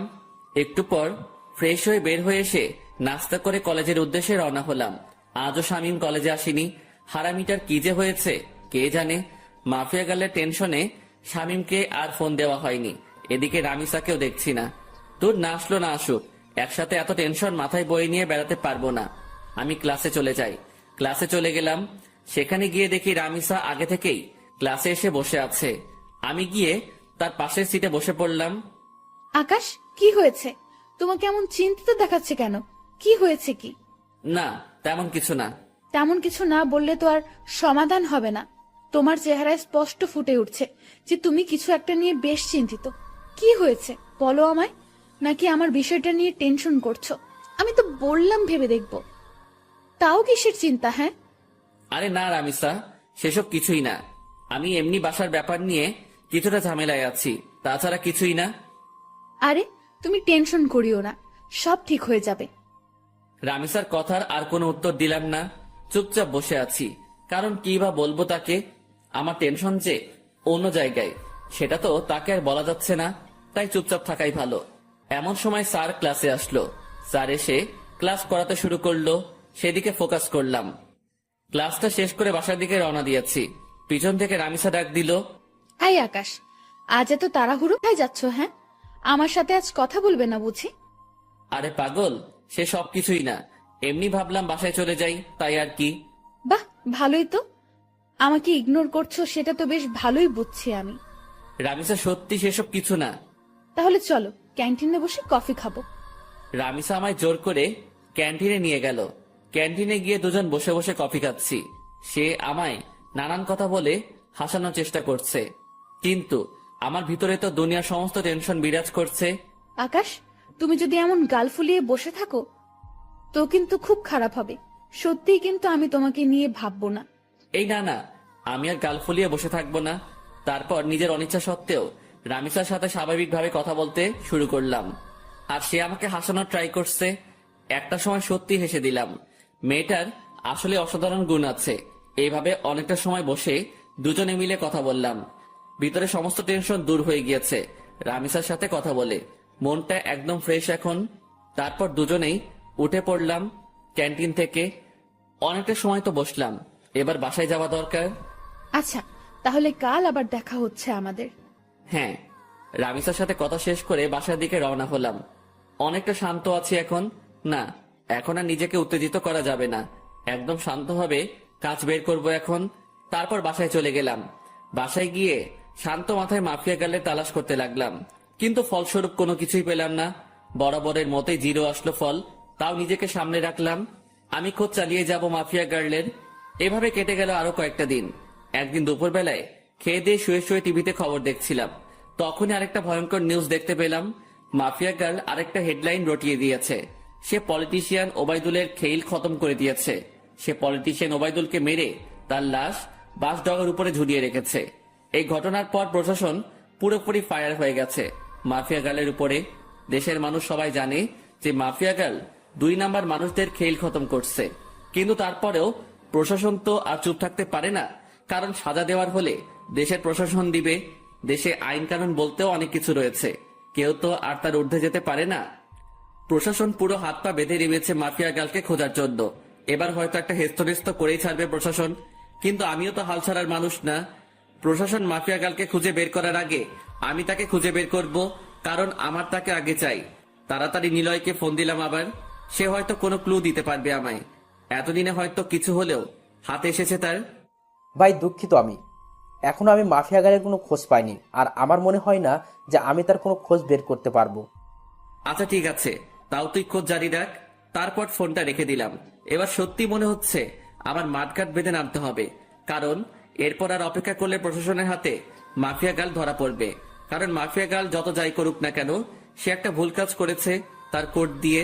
এটা দিয়ে মাফিয়া গার্লের সন্ধান বের হওয়ার 30% সম্ভাবনা রয়েছে। আমিও হয়তো চেষ্টা করলে বের করতে পারবো, কিন্তু আমার কাছে বর্তমানে এমন ভালো স্পিড ইন্টারনেট নাই। সো আমি আমার চাকুওয়ালা মাথা চালাবো। শান্ত মাথায় ভাবতে থাকলাম শুরু থেকে সবকিছু। আমার খোঁজ কত দূর গিয়েছে সবটাই আবার পুনরায় ভাবতে লাগলাম যে মাফিয়া গার্লের খোঁজ করায় কোনো দিকে কমতে রেখেছে কিনা, বা কোনো কিছু আমার থেকে ছুটেছে কিনা। তখন মাথায় আসলো রামিসার কথা। তাকে তো শুরুতে আমার একটু সন্দেহ হয়েছিল, কিন্তু এরপর তাকে আর ঘেটে দেখিনি। না, এবার রামিসাকে নিয়ে রিসার্চ করব, কিন্তু কোথা থেকে শুরু করব ভেবে পাচ্ছি না। এর মধ্যে মাফিয়া গার্ল আবারও লাইভে আসার ডেট দিল। হ্যাঁ পেয়েছি। এবার মাফিয়া গার্লের লাইভ করার সময় আমি রামিসার সাথে থাকবো। সে যদি মাফিয়া গার্ল হয় তাহলে তো তখন সে লাইভ করতে পারবে না, বা আমার সাথে সেই সময় থাকতে বাহানা দেখাবে। তখন সেটা দেখেই যা বোঝার বুঝে নিব। পরের দিন মাফিয়া গার্ল আগের টাইমের ন্যায় ঠিক 3টায় লাইভে আসবে বলেছে। এদিকে আমি রামিসাকে ফোন দিয়ে বলেছি যে সে যেন আগামীকাল দুপুর 3টায় আমার সাথে দেখা করে। একটা জরুরি কাজ আছে তার সাথে আমার, তাকে বিশেষ কিছু বলার আছে আমার। সে সরাসরি না করে দেয়। না, কাল দুপুর 3টায় আমার একটা বিশেষ কাজ আছে, তখন তোমার সাথে কোনোভাবেই আমি দেখা করতে পারবো না। রামিসার কথা শুনে খটকা লাগলো মনের ভিতরে। তার মানে কি আমার ধারণাই ঠিক? রামিসাই সেই ক্রিমিনাল যাকে পুরো দেশের প্রশাসন মিলে বাতি লাগিয়ে খুঁজছে।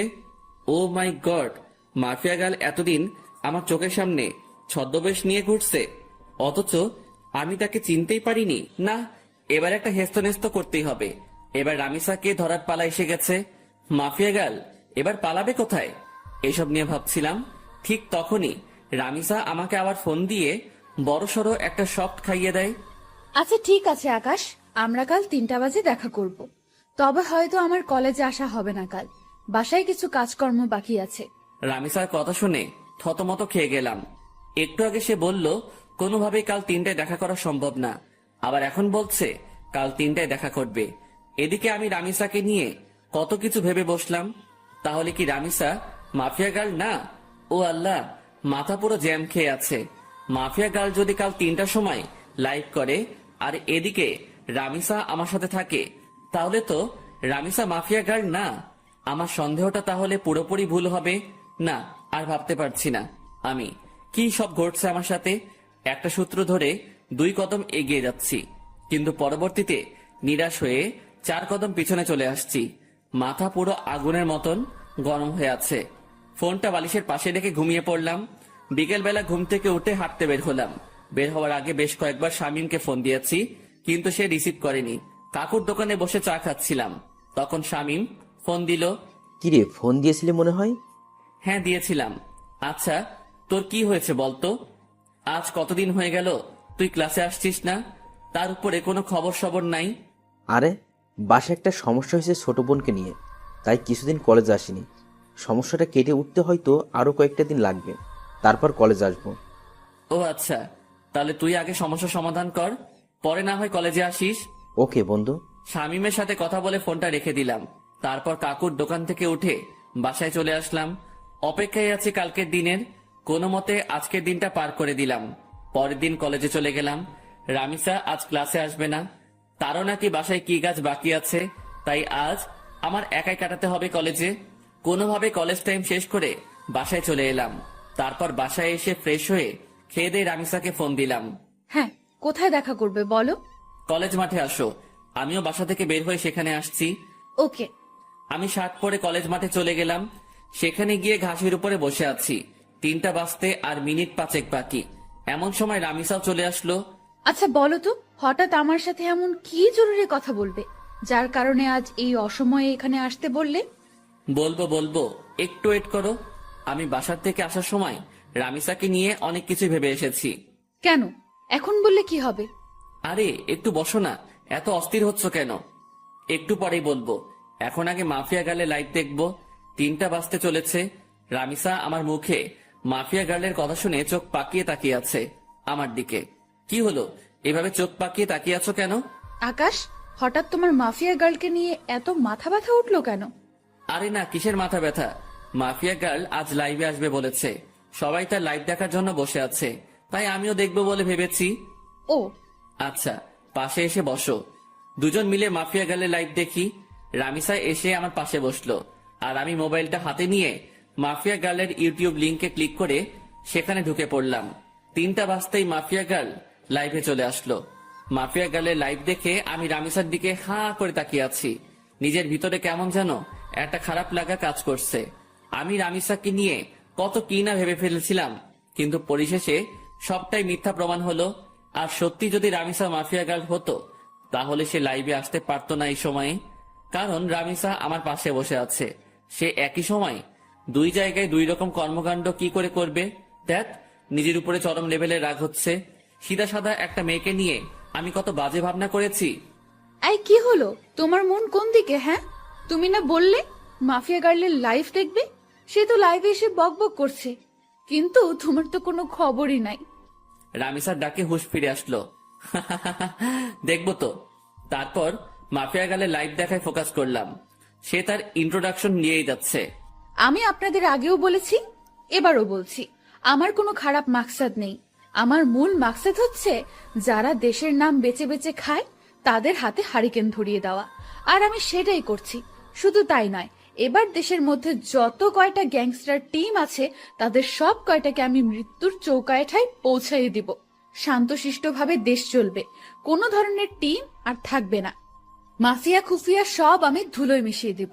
আর আগুন, আপনার মুখোমুখি হওয়ার ইচ্ছা আমার বহুদিন আগে থেকেই, অনেক আগ থেকেই শুনে এসেছি আগুনের নাম। যেই আগুন নাকি সত্যি এক সময়ের খতরনাক খেলাড়ি ছিল, যার নাম শুনলে এখনো নাকি অনেকের প্যান্ট ঢিলা হয়ে যায়। আমি চাই আপনার মুখোমুখি হতে, আমি চাই মানুষরূপী আগুনটাকে নিজের চোখে দেখতে। সো আপনি আমার মনের খয়াসটা পূরণ করে দিন। না হয় আমার যদি আপনাকে খুঁজে বের করতে হয়, সেদিন কিন্তু বাঘে সিংহের লড়াই হয়ে যাবে। সেদিন কিন্তু নিজের ক্রোধকে দমিয়ে রাখতে পারবো না। সেদিন নির্ঘাত আপনি আমার হাতে মারা পড়বেন। এটা কোনো হুমকি না, তবে হুমকির চাইতেও কম না। আপনি হতে পারেন এক সময়ের সর্বসেরা খিলাড়ি, কিন্তু মাথায় রাখবেন বর্তমান সময়ের নামকরা মাফিয়া গার্ল আমি। সো ভালোই ভালোই আপনার দর্শন করিয়ে দিন। এবারের মতন লাইফ সমাপ্ত করলাম। তারপর মাফিয়া গার্ল লাইফ কেটে চলে গেল, কিন্তু আমার মাথায় তো পুরো দাউ দাউ করে আগুন জ্বলতে শুরু করলো মাফিয়া গার্লের কথা শুনে। সত্যি, এখন যদি মাফিয়া গার্লকে চোখের সামনে পেতাম, তাহলে হয়তো তার মন্ডিটা আলাদা করে ফেলতাম। রাগে নাক কান দিয়ে ধোয়া বের হচ্ছে। এই আকাশ, কি হলো তোমার? তোমার চেহারার 12টা বেজে আছে কেন? আরে না, তেমন কিছুই না। আচ্ছা ঠিক আছে, কিন্তু প্লিজ আমায় জরুরি কি কথা বলতে ডেকেছো সেটা প্লিজ বলো। আমার তাড়াতাড়ি বাসায় যেতে হবে। রামিসার কথা শুনে বিপাকে পড়ে গেলাম। আল্লাহ, এখন রামিসাকে কি বলবো আমি? কারণ তাকে তো পরীক্ষা করার জন্য ডেকেছিলাম, কিন্তু সে তো পরীক্ষায় পাশ করেছে, আর আমার ধারণা মিথ্যা প্রমাণ হয়েছে। কি হলো, কথা বলছো না যে? আসলে রামিসা, তোমায় ডেকেছিলাম কেন জানি বলে মাথায় চুলকাতে শুরু করলাম। হ্যাঁ, কেন বলো? আসলে রামিসা প্লিজ, আমি তোমায় অনেক বেশি ভালোবাসি। তোমায় ছাড়া আমার থাকতে কষ্ট হয়। প্লিজ তুমি আমায় অ্যাকসেপ্ট করে নাও এখনই। আমার আর থাকতে ইচ্ছে করে না একা একা। গটগট করে বানিয়ে বানিয়ে অনেকখানি কথা বলে দিলাম। বানিয়ে বানিয়ে বলতে কথাগুলো সত্য, কারণ আসার সময় ভেবে এসেছিলাম যে রামিসা যদি মাফিয়া গার্ল না হয়, তাহলে তার হাত আমি শক্ত করে সারা জীবনের জন্য ধরে বসবো। আকাশ, এটা বলতে তুমি আমাকে এখানে ডেকেছো? হ্যাঁ, আমি না তোমায় বললাম যে আমার সময় চাই? আমার মন সাড়া দিলে আমি তোমায় বলবো। প্লিজ রামিসা, এখন রাজি হয়ে যাও। সময় টময় নিও না আর। তুমি বোঝো না কেন আমার খুব কষ্ট হয় তোমাকে ছাড়া। আমার তোমাকে চাই। প্লিজ রাজি হয়ে যাও না। Please please please. আচ্ছা আচ্ছা থামো, যাও, রাজি হব, কিন্তু তার আগে তোমাকে আমার একটা কথা দিতে হবে। কি কথা? যত যাই হোক না কেন, কোনো দিন তুমি আমার হাত ছাড়তে পারবে না। কোনো দিন তুমি আমায় ভুল বুঝতে পারবে না। সব সময় আমার পাশে ছায়ার মতন থাকতে হবে তোমাকে। যত বিপদ আপদে আসুক না কেন, আমাকে কখনো একা লড়াই করার জন্য ছাড়তে পারবে না তুমি। তুমিও আমার সাথে সেই লড়াইয়ে সামিল হবে। পারবা এসব কথা রাখতে? রামিসা, আমি তোমার সব কথা রাখতে পারবো। নিজের জীবনে সবটুকু দিয়ে তোমায় আমি আগলে রাখবো। দুনিয়ার কোনো শক্তি আমার থেকে তোমাকে আলাদা করতে পারবে না। আমি আমার সবটা দিয়ে তোমায় রক্ষা করব। কোনো বিপদ আসলে তোমাকেও লাগবে না। তার মোকাবেলা আমি আকাশ একাই করব। কথা দিলাম তোমায়। এমন একটা মানুষই চেয়েছিলাম আমি জীবনে। প্লিজ তুমি আমায় কখনো ছেড়ে যেও না। না, কলিজা ছেড়ে যাব না বলে রামিসাকে নিজের বুকে টেনে নিলাম। আর একটা কথা, প্লিজ আকাশ, তুমি আমায় জীবনের সমস্ত অন্ধকার দূর করে দিয়ে আলোয় ভরিয়ে দিও। হ্যাঁ কলিজা, সব অন্ধকার দূর করে দিয়ে তোমার জীবন আলোয় ভরিয়ে দিব আমি। রামিসা আর কোনো কথা বলল না। সে আমার বুকে চুপচাপ পড়ে আছে। অনেকটা সময় দুজন এভাবে ঘাসের উপরে বসেছিলাম আমরা। তারপর সেখান থেকে উঠে এলাম। আকাশ, আমার তাড়াতাড়ি বাসায় যেতে হবে। আচ্ছা চলো, তোমায় ছেড়ে দিয়ে আসি। না, তা লাগবে না, তুমি বাসায় চলে যাও, আমি একা একা যেতে পারবো। আচ্ছা ঠিক আছে। তারপর রামিসাকে গাড়িতে তুলে দিয়ে আমি বাসায় চলে এলাম। খুব খুশি লাগছে আজকে। বাসায় এসে হাত মুখ ধুয়ে কিছু খেয়ে নিলাম। তারপর ফোনটা হাতে নিয়ে শুয়ে শুয়ে ফেসবুকিং করছি। তখনই লক্ষ্য করলাম কেউ একজন আবারও আমার ফেসবুক আইডি হ্যাক করার চেষ্টা করছে। আমি শিওর যে এটা মাফিয়া গার্লের কাজ। মেজাজটা আবারও বিগড়ে গেল। এই মাফিয়া গার্লকে পেলে যে আমি কি করব তা আল্লাহ ভালো জানে। কিন্তু দুঃখের বিষয়, তাকে তো আমি ধরতেই পারছি না। তখন একটা বুদ্ধি মাথায় আসলো। সাথে সাথে ফেসবুক থেকে সমস্ত সিকিউরিটি হাটিয়ে ফেললাম আমার।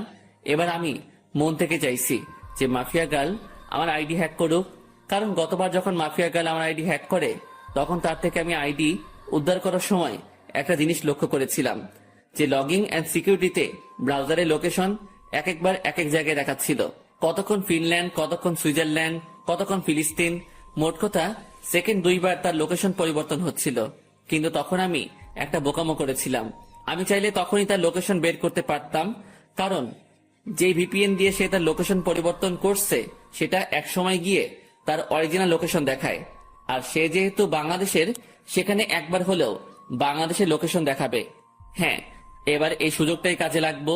সে আমার আইডি হ্যাক করে যখনই আইডিতে প্রবেশ করবে, তখনই তার লোকেশন আমি বের করে ফেলবো। তাই আইডির সিকিউরিটি একটু কমিয়ে দিলাম, কিন্তু এতটাও কমাইনি যে সে পুরোপুরি আমার অ্যাকাউন্ট তার আয়ত্তে করে নিবে। সিকিউরিটি কমিয়ে মাফিয়া গার্লের জন্য অপেক্ষা করতে লাগলাম।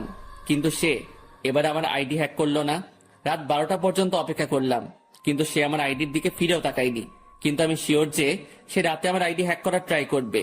ওকে বাছাধন, তুমি রাতে ট্রাই করিও, আমি সকালবেলা এসে খেলা দেখাবো। এখন ঘুমাতে চললাম। তারপর মোবাইলটা বালিশের পাশে রেখে ঘুমিয়ে পড়লাম।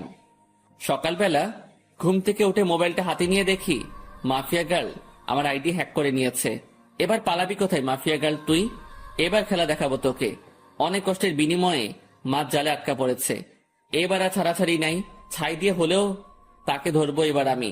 পাগলের সাথে পাগলামি না করলে তার চাল বোঝা যায় না, আর আমিও সেটা করেছি। এজন্যই বাবা তোমার জন্য স্পেশালি একটা গান বানিয়েছে যে বাবা তোমার দরবারে সব পাগলের খেলা।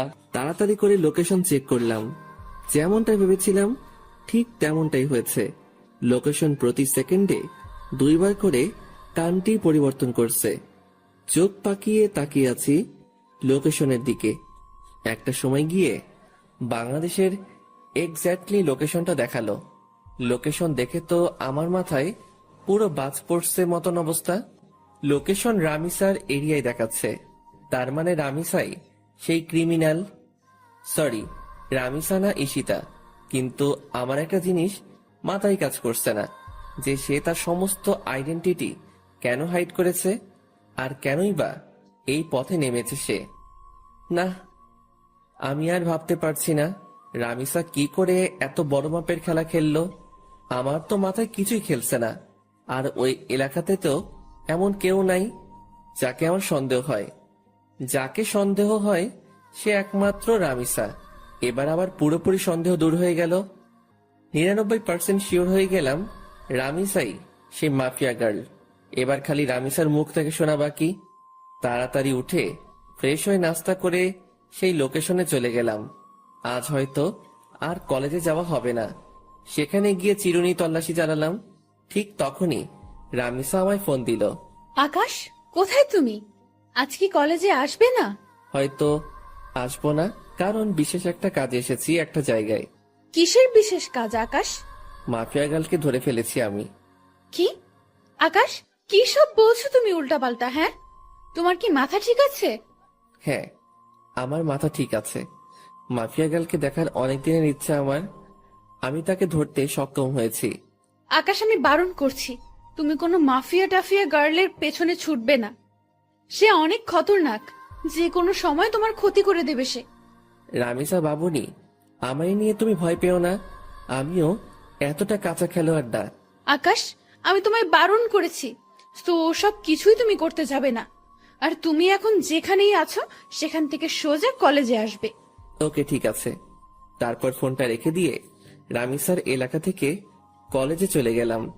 যদিও কলেজে যাচ্ছি, কিন্তু ক্লাস আর করা হবে না, কারণ কলেজ করার প্রিপারেশন নিয়ে ঘর থেকে বের হইনি আমি। তাই আজ ক্লাস করব না। কলেজে গিয়ে রামিসার সাথে কথা বলে চলে আসব। কলেজের সামনে পৌঁছে গিয়েছি প্রায়। ভিতরটা ধুপধুপ করছে। আমি কি সরাসরি রামিসাকে জিজ্ঞেস করব নাকি চুপচাপ হয়ে থাকব, সেটা নিয়ে দ্বিধাদ্বন্দ্বে আছি। কারণ জিজ্ঞেস করলে যদি সে স্বীকার না করে, কিন্তু আমার তো তার মুখ থেকে সমস্ত সত্যিটা জানা চাই। অনেকটা সময় ভেবে একটা সিদ্ধান্ত নিলাম, না, কিছুই জিজ্ঞেস করব না। মোটামুটি যখন শিওর আমি, তখন আরেকটু সময় অপেক্ষা করি। তারপর মাস নিজেই বড়শিতে এসে ধরা দিবে। কলেজে চলে এসেছি। রিক্সা থেকে নেমে ভাড়া পে করে ভিতরে চলে গেলাম। ক্লাস শুরু হয়ে গিয়েছে, কিন্তু রামিসা এখনো ক্লাসে যায়নি। সেই গেটের সামনে দাঁড়িয়ে আছে আমার জন্য। আসতে এত সময় লাগে তোমার? হ্যাঁ, আরে রিক্সা পেতে একটু দেরি হয়ে গিয়েছিল। হয়েছে, চলো এবার। কোথায় যাব? আর তুমি ক্লাসে যাওনি কেন? আজ ক্লাস করব না, তোমার সাথে বসে বসে আড্ডা দিব। আচ্ছা চলো, দুজনে গিয়ে কলেজের পাশে একটা ফাঁকা জায়গা আছে, সেখানে গিয়ে বসলাম। রামিস আমার কাঁধে মাথা রেখে হেলান দিয়ে বসে আছে। আকাশ প্লিজ, তুমি মাফিয়া গার্লের খোঁজ করা ছেড়ে দাও। আমি শুনেছি সে অনেক খতরনাক। সে যদি তোমার ক্ষতি করে দেয়, প্লিজ তুমি মাফিয়া গার্লের খোঁজ করা ছেড়ে দাও। আর তাছাড়া সে তো দেশের ভালোর জন্যই সব করছে, বলো। রামিসার কথা শুনে হাসবো না কাঁদবো সেটা বুঝে উঠতে পারছি না। তবে রামিসার কথা শুনে আরো সিউরিটি পেয়ে গেলাম যে মাফিয়া গার্লকে। কারণ যেই মেয়ে মাফিয়া গার্লের টপিক বাদ দিতে চাইতো সব সময়, সে আজ খুঁটে খুঁটে মাফিয়া গার্লের প্রসঙ্গ উঠাচ্ছে। রামিসার সমস্যা কোথায় সেটা আমার বুঝতে বাকি নেই। আর তাছাড়া মাফিয়া গার্লকে তো আমি খুঁজে বের করে ফেলেছি, সে এখন আমার কাঁধে মাথা রেখে শুয়ে আছে। রামিসা হয়তো ভাবছে মাফিয়া গার্লকে, সেটা জানতে এখন আমার বাকি আছে। আমি যে মাফিয়া গার্লকে ধরে ফেলেছি সেটা সে এখনো বুঝতে পারিনি। সে ভেবেছে ফেক কাউকে ধরেছি আমি, না হয়তো তাকেই ধরতাম। আর আমি তখন ইচ্ছে করেই ফোন করে মাফিয়া গার্লের কথা তুলেছি, যাতে করে রামিসা রিয়াকশন করে। আর রামিসা সেটাই করলো। এই আকাশ, কি ভাবছো? হ্যাঁ, আমি তোমায় এতটা সময় কি বললাম? হ্যাঁ শুনছি তো। প্লিজ তুমি মাফিয়া গার্লের খোঁজ করা ছেড়ে দাও। তাকে খোঁজ করতে গেলে তুমিই মারা পড়বে। সে একটা খতরনাক ব্র্যান্ড। রামিসা তুমি টেনশন নিও না, আমি মাফিয়া গার্লের আর খোঁজ করব না। মনে মনে বললাম খোঁজ তো পেয়েই গেছি, আর হাসির রহস্য কি সেটা তো আমি না জানি। এই তো আমার বাবুন, তোমাকে। আচ্ছা একটা কথা, তখন যে তুমি আমাকে বললে যে তুমি মাফিয়া গার্লকে ধরে ফেলেছো, তুমি কি সত্যিই ধরেছো তাকে? আরে রামিসা তুমি কি পাগল? হ্যাঁ, মাফিয়া গার্লের মতন খাতারনাক খিলাড়িকে আমি কি করে ধরবো? যেখানে তাকে সারা দেশের প্রশাসন মিলে ধরতে পারিনি, সেখানে তাকে আমি ধরবো? হ্যাঁ, আমি তো মজা করেছি। আকাশ, তুমি না অনেক দুষ্টু হয়ে গেছো। সে আজ নতুন না, আগ থেকেই দুষ্ট আমি। আমার কথা শুনে রামিসা ফিক করে হেসে দিল। রামিসার চেহারার 12টা বেজেছিল এতটা সময়, কিন্তু এখন হুট করেই আমার কথা শুনে তার চেহারায় হাসি রেখা ফুটে উঠেছে। কারণ সে ভেবেছে সত্যি হয়তো মাফিয়া গার্লকে সেটা আমি জেনে গেছি, কিন্তু এখন আমার কথা শুনে বুঝেছে যে আমি মজা করেছি। তবে সত্যিটা কিন্তু ভিন্ন, মাফিয়া গার্লের তালাশ আমি পেয়ে গেছি। দেখো, আবারও চুপচাপ হয়ে গেছে ছেলেটা। এই, তোমার কি হয় হ্যাঁ মাঝে মাঝে? আরে না, তেমন কিছু না। তেমন কিছু না হলেই ভালো। আচ্ছা আকাশ, একটা কথা বলো তো, আমাদের ফিউচার নিয়ে কিছু ভেবেছো তুমি? হ্যাঁ, অনেক কিছু ভেবেছি আমি। পড়ালেখা শেষ হলেই আমরা বিয়ে করে নিব। Love you Akash. Love you too Ishita. এই কি বললো তুমি? না না, কিছু না। ঈশিতা নামটা শুনতেই রামিসা চমকে উঠল। সরি রামিসা, আসলে ভুল করে অন্য নাম বের হয়েছে মুখ দিয়ে। ও আচ্ছা, চলো এবার উঠি আমরা, অনেকটা সময় তো বসলাম। হ্যাঁ চলো। তারপর সেখান থেকে উঠে দুজন দুজনের বাসায় চলে এলাম। কিন্তু একটা জিনিস আমার এখনো চোখে বাড়ি খাচ্ছে। যখনই ঈশিতা নামটা বলেছি, তখনই রামিসার চোখ কপালে উঠে গিয়েছিল, আর তার পরক্ষণে সে চলে যাওয়ার জন্য পাড়াপাড়ি শুরু করে দেয়। রামিসার হতাশাগ্রস্ত চেহারায় কিন্তু আমাকে পুরোপুরি ক্লিয়ার করে দেয় তার ভয়ঙ্কর ডার্কনেস সম্পর্কে। কিন্তু আমি এখন কোনো ধরনের হাঙ্গামাই করব না, কারণ আমি আরো ভালো করে জাস্টিফাই করব রামিসার সম্পর্কে, কেন সে এই পথে নেমেছে আর কি বা তার উদ্দেশ্য। সাথে সাথে নিলয়কে ফোন দিলাম। নিলয়, আমি কি বলি মন দিয়ে শোন। হ্যাঁ ভাই বলেন।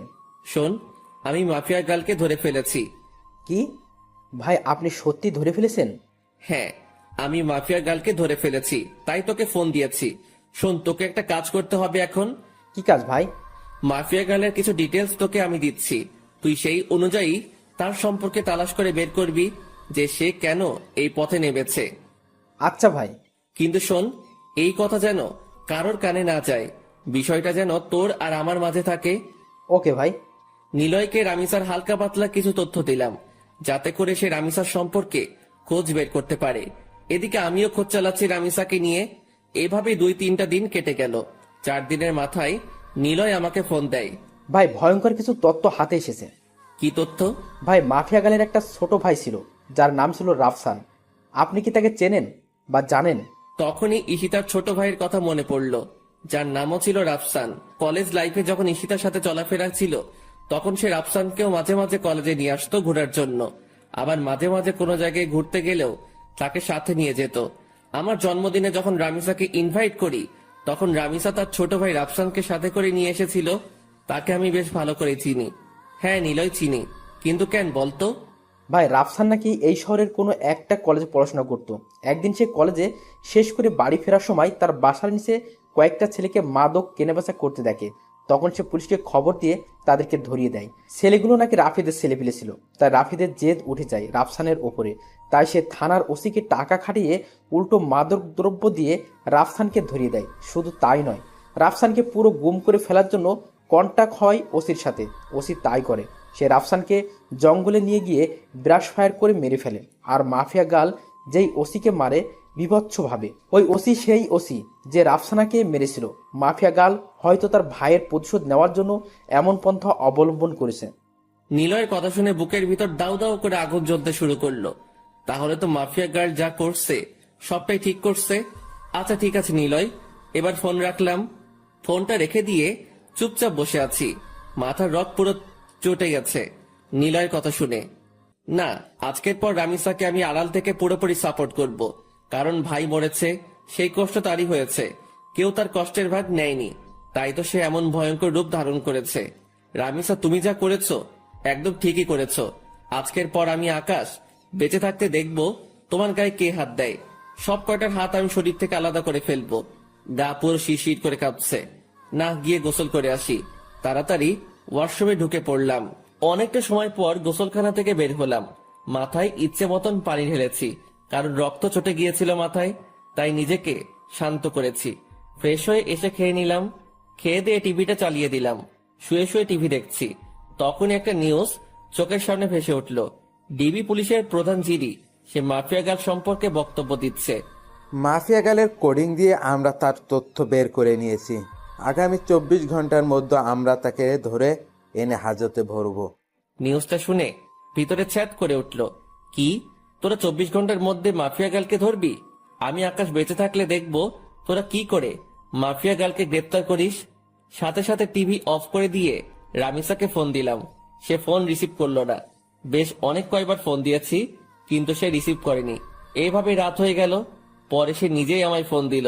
আকাশ, সরি, আসলে অনেকটা ঝামেলার মধ্যে আছি। প্লিজ তুমি কিছু মনে করিও না, কাল কলেজে আসলে কথা হবে। আচ্ছা ঠিক আছে, সাবধানে থেকো। আমি কথা শেষ করার আগেই রামিসা ফোনটা কেটে দিল। রামিসার আচরণে খুব টেনশন হচ্ছে। হয়তোবা সেও এই নিউজটা দেখেছে, তাই সে এমন ভয়ে আছে। না হলে হয়তোবা অন্য কোনো ঝামেলা হয়েছে। ধ্যাত মাথায় কিছুই কাজ করছে না। কখন যে সকাল হবে সেই অপেক্ষায় আছি। কোনোভাবে রাতটা পার করে দিলাম। সকালে কলেজে গিয়ে দেখি রামিসা আগ থেকে কলেজে এসে পড়েছে। তাকে দেখে খুব চিন্তিত লাগছে। রামিসা, তুমি কি কোনো কিছু নিয়ে চিন্তিত? না না, আমি কিছু নিয়েই চিন্তিত না। প্লিজ তুমি ক্লাসরুমে চলো, আমার এখানে দাঁড়িয়ে থাকতে খুব ভয় হচ্ছে। আরে পাগল, কিসের ভয়? হ্যাঁ প্লিজ তুমি ক্লাসের ভিতরে চলো না। আচ্ছা বাবুন, চলো। ক্লাসরুমের ভিতরে আসলাম রামিসাকে নিয়ে। সে হুট করে আমায় জড়িয়ে ধরে কান্না শুরু করে দিল। ওকে কিছু বলতে যাব, ঠিক সেই সময় হট্টগোলের আওয়াজ কানে ভেসে আসলো। সাথে সাথে জানালা দিয়ে বাহিরে কি হয়েছে দেখার চেষ্টা করলাম। বাহিরে দেখেই তো চোখ পুরো কপালে উঠে গেল। বাহিরে 20-25টা পুলিশের গাড়ি। গাড়ি থেকে নেমে সবাই বন্দুক হাতে একদিকেই এগিয়ে আসছে। আস্তে আস্তে রামিসার খোঁজ করছে পুলিশগুলো। সবাই আমাদের ক্লাসরুমের দিকে আঙুল দেখিয়ে দিল। রামিসা, তুমি কোনো ভয় পেও না, আমি আছি। আকাশ, ওরা আমায় নিয়ে যাবে। ওরা আমায় আর কোনোদিন তোমার সাথে দেখা করতে দেবে না। ওরা আমায় থানায় নিয়ে গিয়ে মেরে ফেলবে। রামিসা, কেউ তোমার কিচ্ছু করতে পারবে না। তুমি প্লিজ শান্ত হও। আকাশ প্লিজ, তুমি আমায় ক্ষমা করে দাও। আমি হয়তো তোমার সাথে জীবনের শেষ সময় অবধি পার করতে পারবো না। রামিসা, চুপ হতে বলেছি ধমক দিয়ে। চলো তুমি আমার সাথে বাহিরে, দেখি তোমার গায়ে কে হাত দেয়। তারপর রামিসাকে নিয়ে বাহিরে চলে গেলাম। সবাই তাকিয়ে তাকিয়ে দৃশ্য দেখছে। পুরো কলেজ হতভম্ব হয়ে আছে এতগুলো পুলিশ দেখে। পুলিশ রামিসাকে দেখে ওকে গ্রেফতার করতে ছুটে আসে। এই তোরা কেউ আমার রামিসার গায়ে হাত দিবি না। তখনই পুলিশের অফিসার একজন বলে ওঠে, কি তোরও শ্বশুর বাড়ি যাওয়ার ইচ্ছে হচ্ছে মনে হয়? এই অফিসার, আমার শ্বশুর বাড়ি যাওয়ার ইচ্ছে নেই, বরং তোর মরার পাকনা গজিয়েছে। সাহস থাকলে ওর গায়ে হাত দিয়ে দেখা। আমার মুখে ধারালো কথা শুনে সমস্ত পুলিশ আমার দিকে গুলি তাক করে ধরে। বেটা, দেখি খুব বড় বড় কথা বলছিস। শোন, বেশি উড়াউড়ি ভালো না। আমি যদি একবার বলি তাহলে সবাই গুলির বুলেটগুলো তোর পেটের মধ্যে পুড়ে দিবে আর তুই ঝাঁঝরা হয়ে যাবি। হাসালি রে ভাই, এই ঘুষখোরের বাচ্চা, কান খুলে শুনে রাখ। এখানে তো কিছু সংখ্যক পুলিশ মাত্র তোরা, সারা শহরের সবকটা পুলিশ মিলেও যদি একত্রে হয়ে আসিস, তাও তোরা এই আকাশের বালো ফলাইতে পারবি না। কারণ তোদের সামনে যে দাঁড়িয়ে আছে সেই সাদাসিধা একটা ছেলে আকাশ, কিন্তু তার ভিতরে ভয়ঙ্কর যেই হায়নাটা লুকিয়ে আছে তার নাম হচ্ছে আগুন। আকাশের মুখে আগুন নামটা শুনে পুলিশের অফিসার ভয়ে কয়েক কদম পিছনে চলে যায়, আর আকাশের পাশে যে পুলিশগুলা ছিল তারা দৌড়ে আকাশের পাশ থেকে সরে যায়।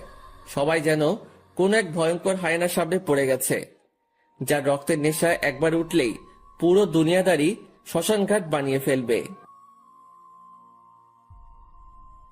এই ঘুষখোরের বাচ্চা, কান খুলে শুনে রাখ, এখানে তো কিছু সংখ্যক পুলিশ মাত্র তোরা। সারা শহরের সব কয়টা পুলিশ মিলেও যদি একত্রে হয়ে আসিস, তাও তোরা এই আকাশের বালু ফালাইতে পারবি না।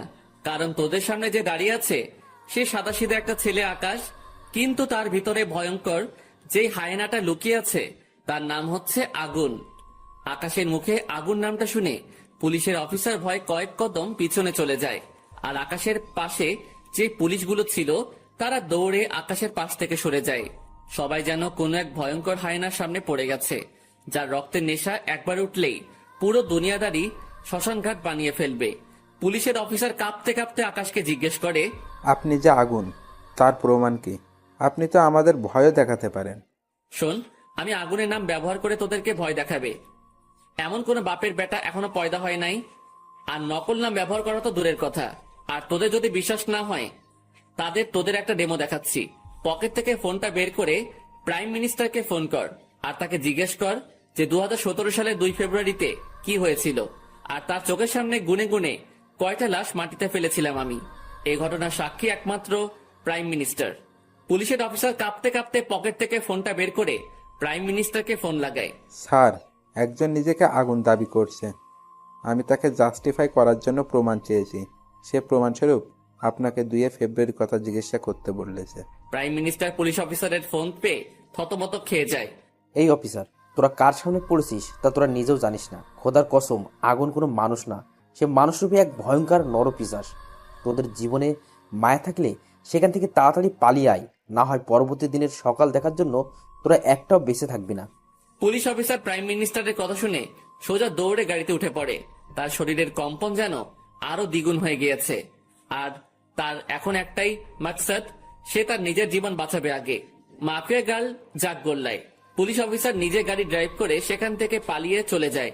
পুলিশ অফিসারের দেখা দেখি বাকি সবাইও তাড়াতাড়ি সেখান থেকে অবস্থান ত্যাগ করে, আর কলেজের সবাই চোখ বড় বড় করে আকাশের দিকে তাকিয়ে আছে। তাদের যেন বিশ্বাসই হচ্ছে না যে তারা আগুনকে নিজের স্বচক্ষে দেখছে। রামিসাও পুরোপুরি অবাক। এই, তোমরা সবাই দাঁড়িয়ে দাঁড়িয়ে কি দেখছো? হ্যাঁ, যাও যে যার ক্লাসে যাও। আকাশের কথা শুনে সবাই দৌড়ে যে যার ক্লাসে চলে যায়। নিজেকে যেন নিজের কাছেই কোনো এক ভয়ঙ্কর দানব মনে হচ্ছে। আজ বহু বছর পর আগুন নামটা নিজের সাথে যুক্ত করলাম আবার। এদিকে রামিসা আমার পাশে দাঁড়িয়ে থরথর করে কাঁপছে আর কান্না করছে। রামিসাকে এক টান দিয়ে নিজের বুকের মধ্যে নিয়ে নিলাম। এই পাগলি বউ আমার, কান্না করে না।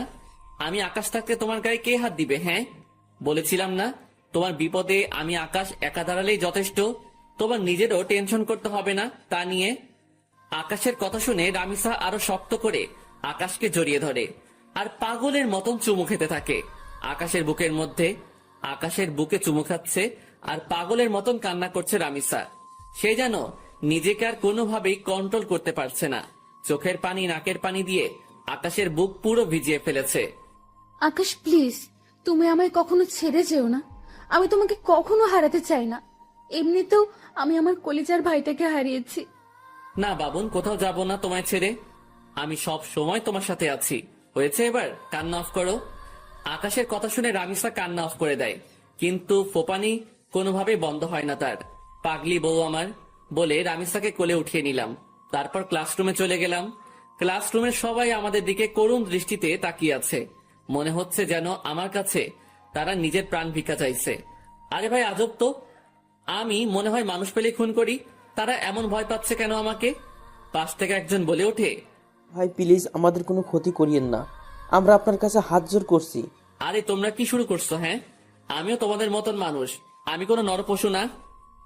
তবে হ্যাঁ, বদ লেভেলের মানুষদের জন্য তাদের বাপ আমি। কিন্তু ভালোর কোনো ক্ষতি আমি আজ পর্যন্ত করিনি, আর করবও না। সো ভয়ের কিছু নেই। ধন্যবাদ আগুন ভাই। আচ্ছা তোমরা প্লিজ একটু ক্লাসরুম থেকে বেরিয়ে যাও, আমার রামিসার সাথে কিছু কথা আছে। সবাই আমার কথা মতন ক্লাসরুম থেকে বেরিয়ে যায়। আমি রামিসাকে কোল থেকে নামিয়ে দেই। এই পাগলি, এখনো ভয় আছো তুমি? হ্যাঁ, অনেক ভয় আছি, কারণ তুমি তো জেনেই গেছো যে আমি মাফিয়া গার্ল। সো তুমি যদি আমার উপরে কোনো রাগ ঝাড়ো। আমার মাথা খারাপ? হ্যাঁ, যে আমি আমার বাবুনির উপরে রাগ ছাড়বো? তবে হ্যাঁ, সত্যি বলতে তোমার উপরে অনেক রাগ জমেছিল আমার, কিন্তু সেসব আর নেই, কারণ তোমার এই পথে আসার রিজন আমি জেনে গেছি। কিন্তু একটা কথা বলো তো, যে তুমি এত কিছু করলে কি করে? সেদিন যখন 3টার সময় তোমার সাথে আমি বসেছিলাম, কিন্তু অন্যদিকে মাফিয়া গার্লের লাইফ চলছিল কি করে? সেদিন তুমি যখন বলো আমায় যে তুমি 3টার সময় আমার সাথে দেখা করতে চাও, তখন শুরুতে আমি বারণ করি, কিন্তু পরে ঠিকই হ্যাঁ বলি, কারণ তুমি আমায় সন্দেহ করেছিলে, সেটা আমি বুঝতে পারছিলাম। তাই আমি আগ থেকেই লাইভ রেকর্ড করে সেটা 3টায় কাটায় কাটায় সেট করে দিই, আর 3টা বাজতেই সেটা প্লে হয়ে যায় আপনা আপনি। ও বাপরে বাপ, কি মাথা তোমার! আচ্ছা তা না হয় বুঝলাম, কিন্তু তুমি আমার আইডি কেন হ্যাক করতে উঠে পড়ে লেগেছিলে? আর কি করেই বা জানলে যে আমি মাফিয়া গার্লের তালাশ করেছি? তুমি আর শামীম একদিন নদীর পাড়ে বসে বসে আমাকে নিয়ে কথা বলছিলে, আর সাইডে আমি ল্যাপটপ নিয়ে বসেছিলাম।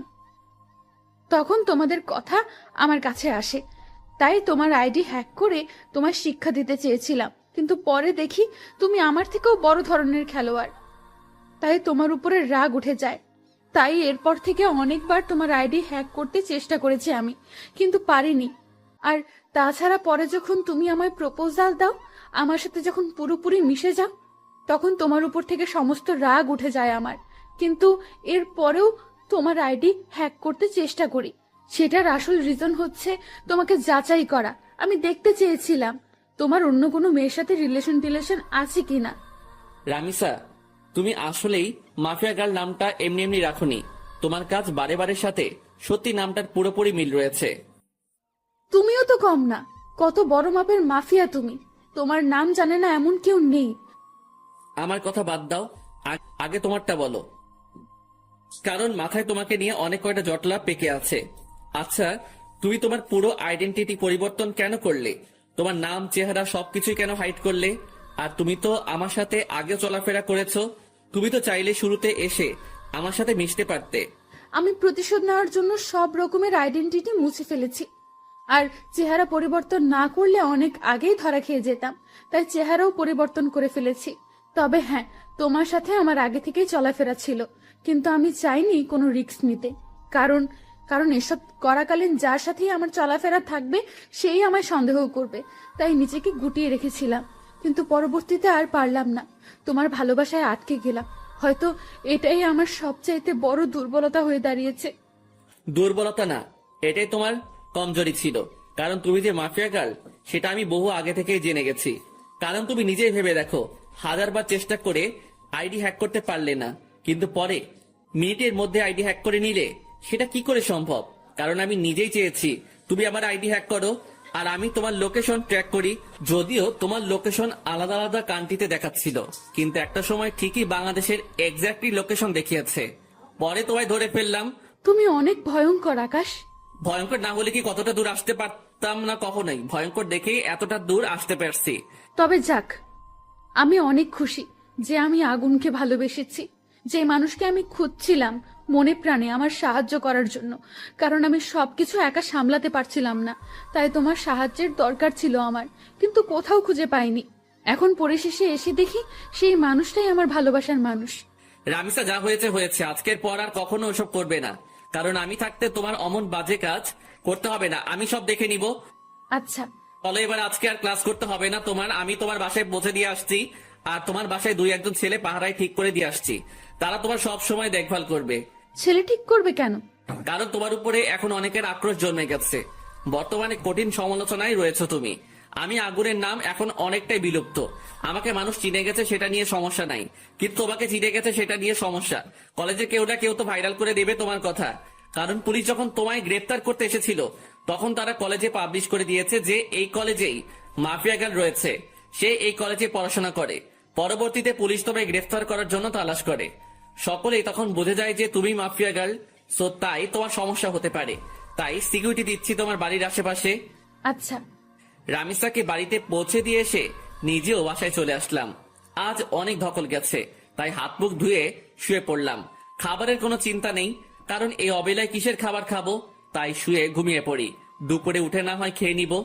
অন্যদিকে পুরো দেশে কিছু সময়